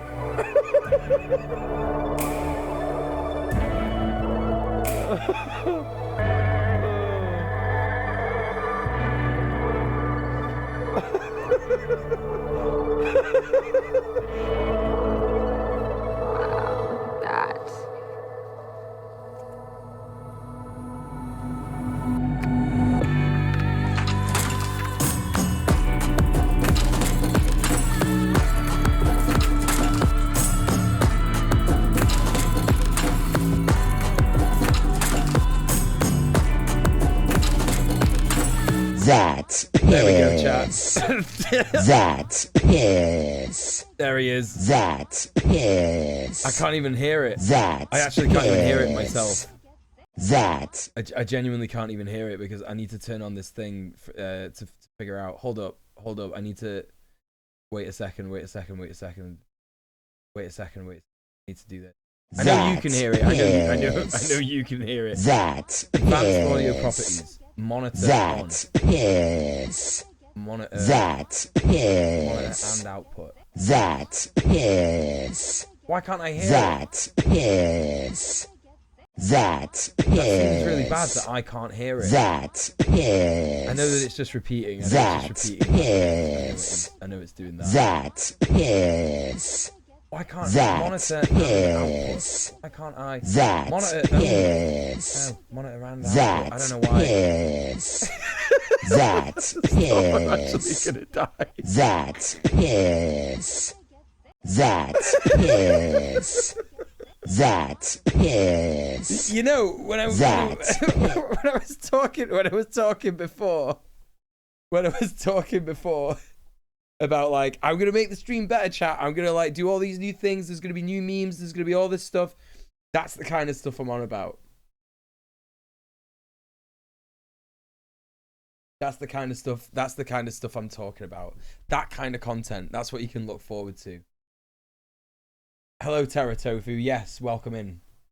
Welcome in. No, we're doing mushroom harvesting. Look, they're harvesting mushrooms. There's nothing else happening here. Spinny Rat, Scrunkly Bee, Piss Dog. Yes, that's right. The Holy Trinity.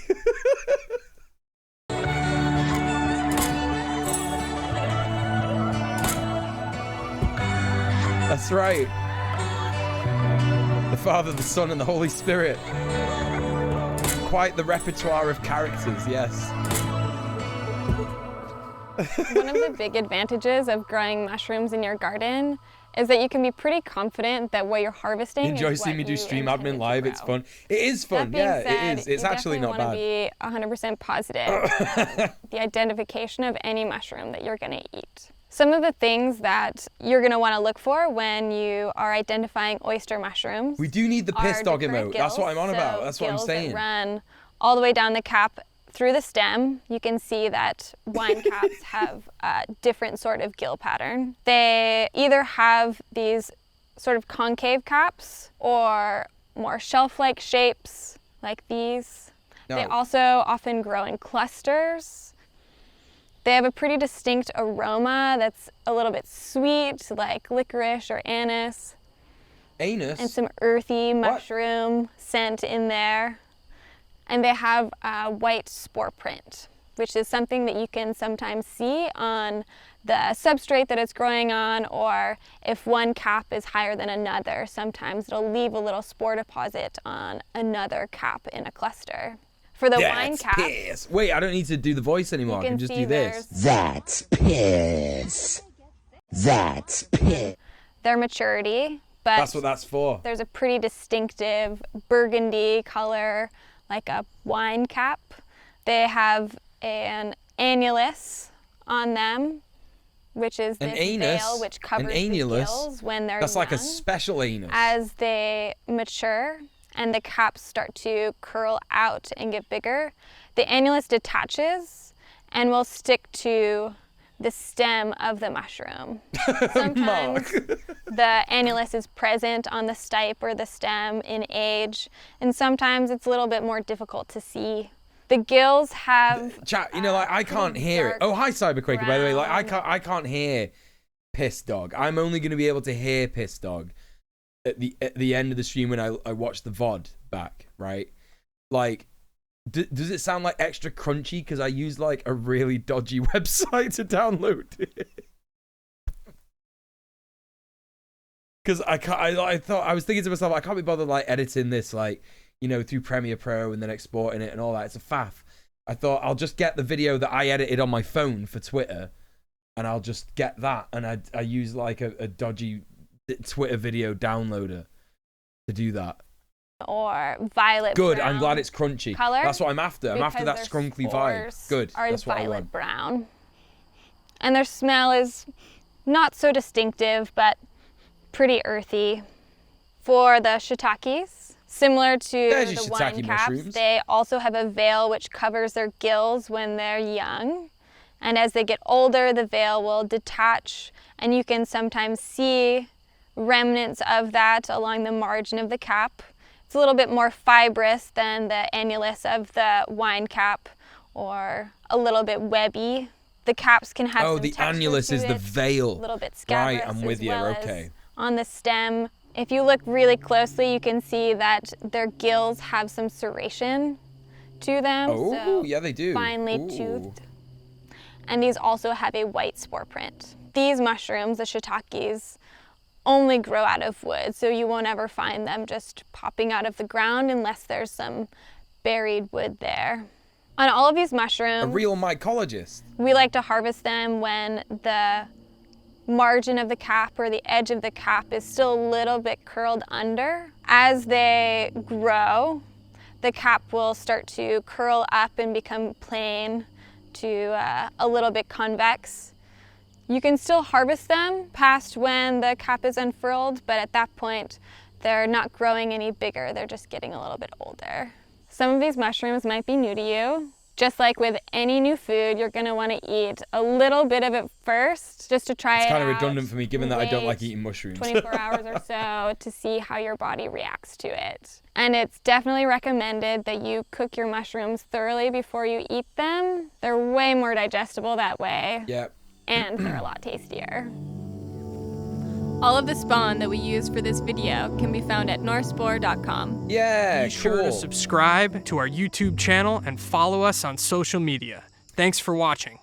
Maybe, chat, that was a good video. It's pretty nice. I do like checking out some permaculture stuff. Oh, what's that? What's happening now? Oh, what is it? Wait. So people in the chat who just came in were asking, where is the piss dog from? This is where the piss dog is from. Is that pee? It is not. It's dirty. That's piss. Is that pee? I love some of the comments here as well. Like this person here, like, literally, what even is my sense of humor? True. I feel this regularly.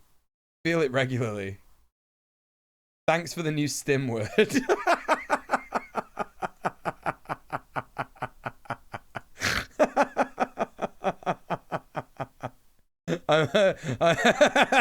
That's a funny one. I'm losing my mind wheezing, but I know if I show this to anyone, they're not gonna get it. So good. So good. And yeah, that's another thing as well. You can still hear the original video in the background. The voiceover's choosing to ignore the contribution. That's why it's funny. It sounds like he's just like literally interrupting and being like, that's piss. So good. Oh my god. What a quality fucking video, chat. Absolute quality. Absolute fucking quality. Well, you know what else is quality? You lot. You're all quality, aren't you? You're delightful little cheeky chickens. Thank you so much, everybody. For oh yeah, did you like that? Now that you know where it's from. Did you enjoy that? Glad you did. Listen, chat, it's the end of the stream. Thank you so much for being here tonight. It's been really good. I can't believe you made me stream for an extra half an hour than I was gonna originally, but you know, we had fun, didn't we? That's what counts. And we now have this. That's piss. That's piss. So that's fun, isn't it, for everyone? Anyway, we're gonna go and raid someone now. Thank you so much, everybody, for all the love tonight. Thank you for the follows. Thank you for the chats. Thank you for the raids, the subs. Thank you for the donos. Really appreciate that. And if you're watching this VOD on YouTube, please don't forget to like, comment, and subscribe. It really helps me out. Share the VOD channel and all that kind of stuff. We are going to go and raid, and I'm going to shout them out first. I don't know if people want to refresh real quick just before we do the raid and see if that changes anything with the you know, with the raid function. Having trouble in it, I don't know. But yeah, we are gonna go and raid. Let's go raid Murphy. I haven't raided Murphy in a long time. They're an absolutely amazing streamer. Russian, I think, in origin, but also in language. I don't know where they live now, but yeah, we're gonna go and raid Murphy. They're just like absolutely awesome. I think they live in America actually, just for, I don't know, clarification purposes. But yeah, I will be back tomorrow, chat. Make sure, if you haven't already, follow me on all the socials. You know, it's all there, all the stuff. I'm on TikTok, I'm on YouTube, I'm on Patreon. Please consider giving me money on Patreon. It's really, really cool. It's also another way to sub off Twitch, and you get more benefits than you would if you were to just donate on Twitch. The raid's working for you. Excellent. Yeah, if you refresh it, I think it means that the raid will. But no worries if not. It doesn't matter. That just is one of those. But yeah, please come with me for the raid. It'll be really cool. We'll go and check out what Murphy's doing. At the moment, they're just like doing some just chatting. Yeah, I've got no idea. I've literally got no idea what they're streaming. Yeah, it'll be a nice, interesting surprise. But yeah, thank you so much for being here, everybody, and I will see you tomorrow. Same Muel time, same Muel place. Stay excellent to each other. Mwah. Peace, peace, peace.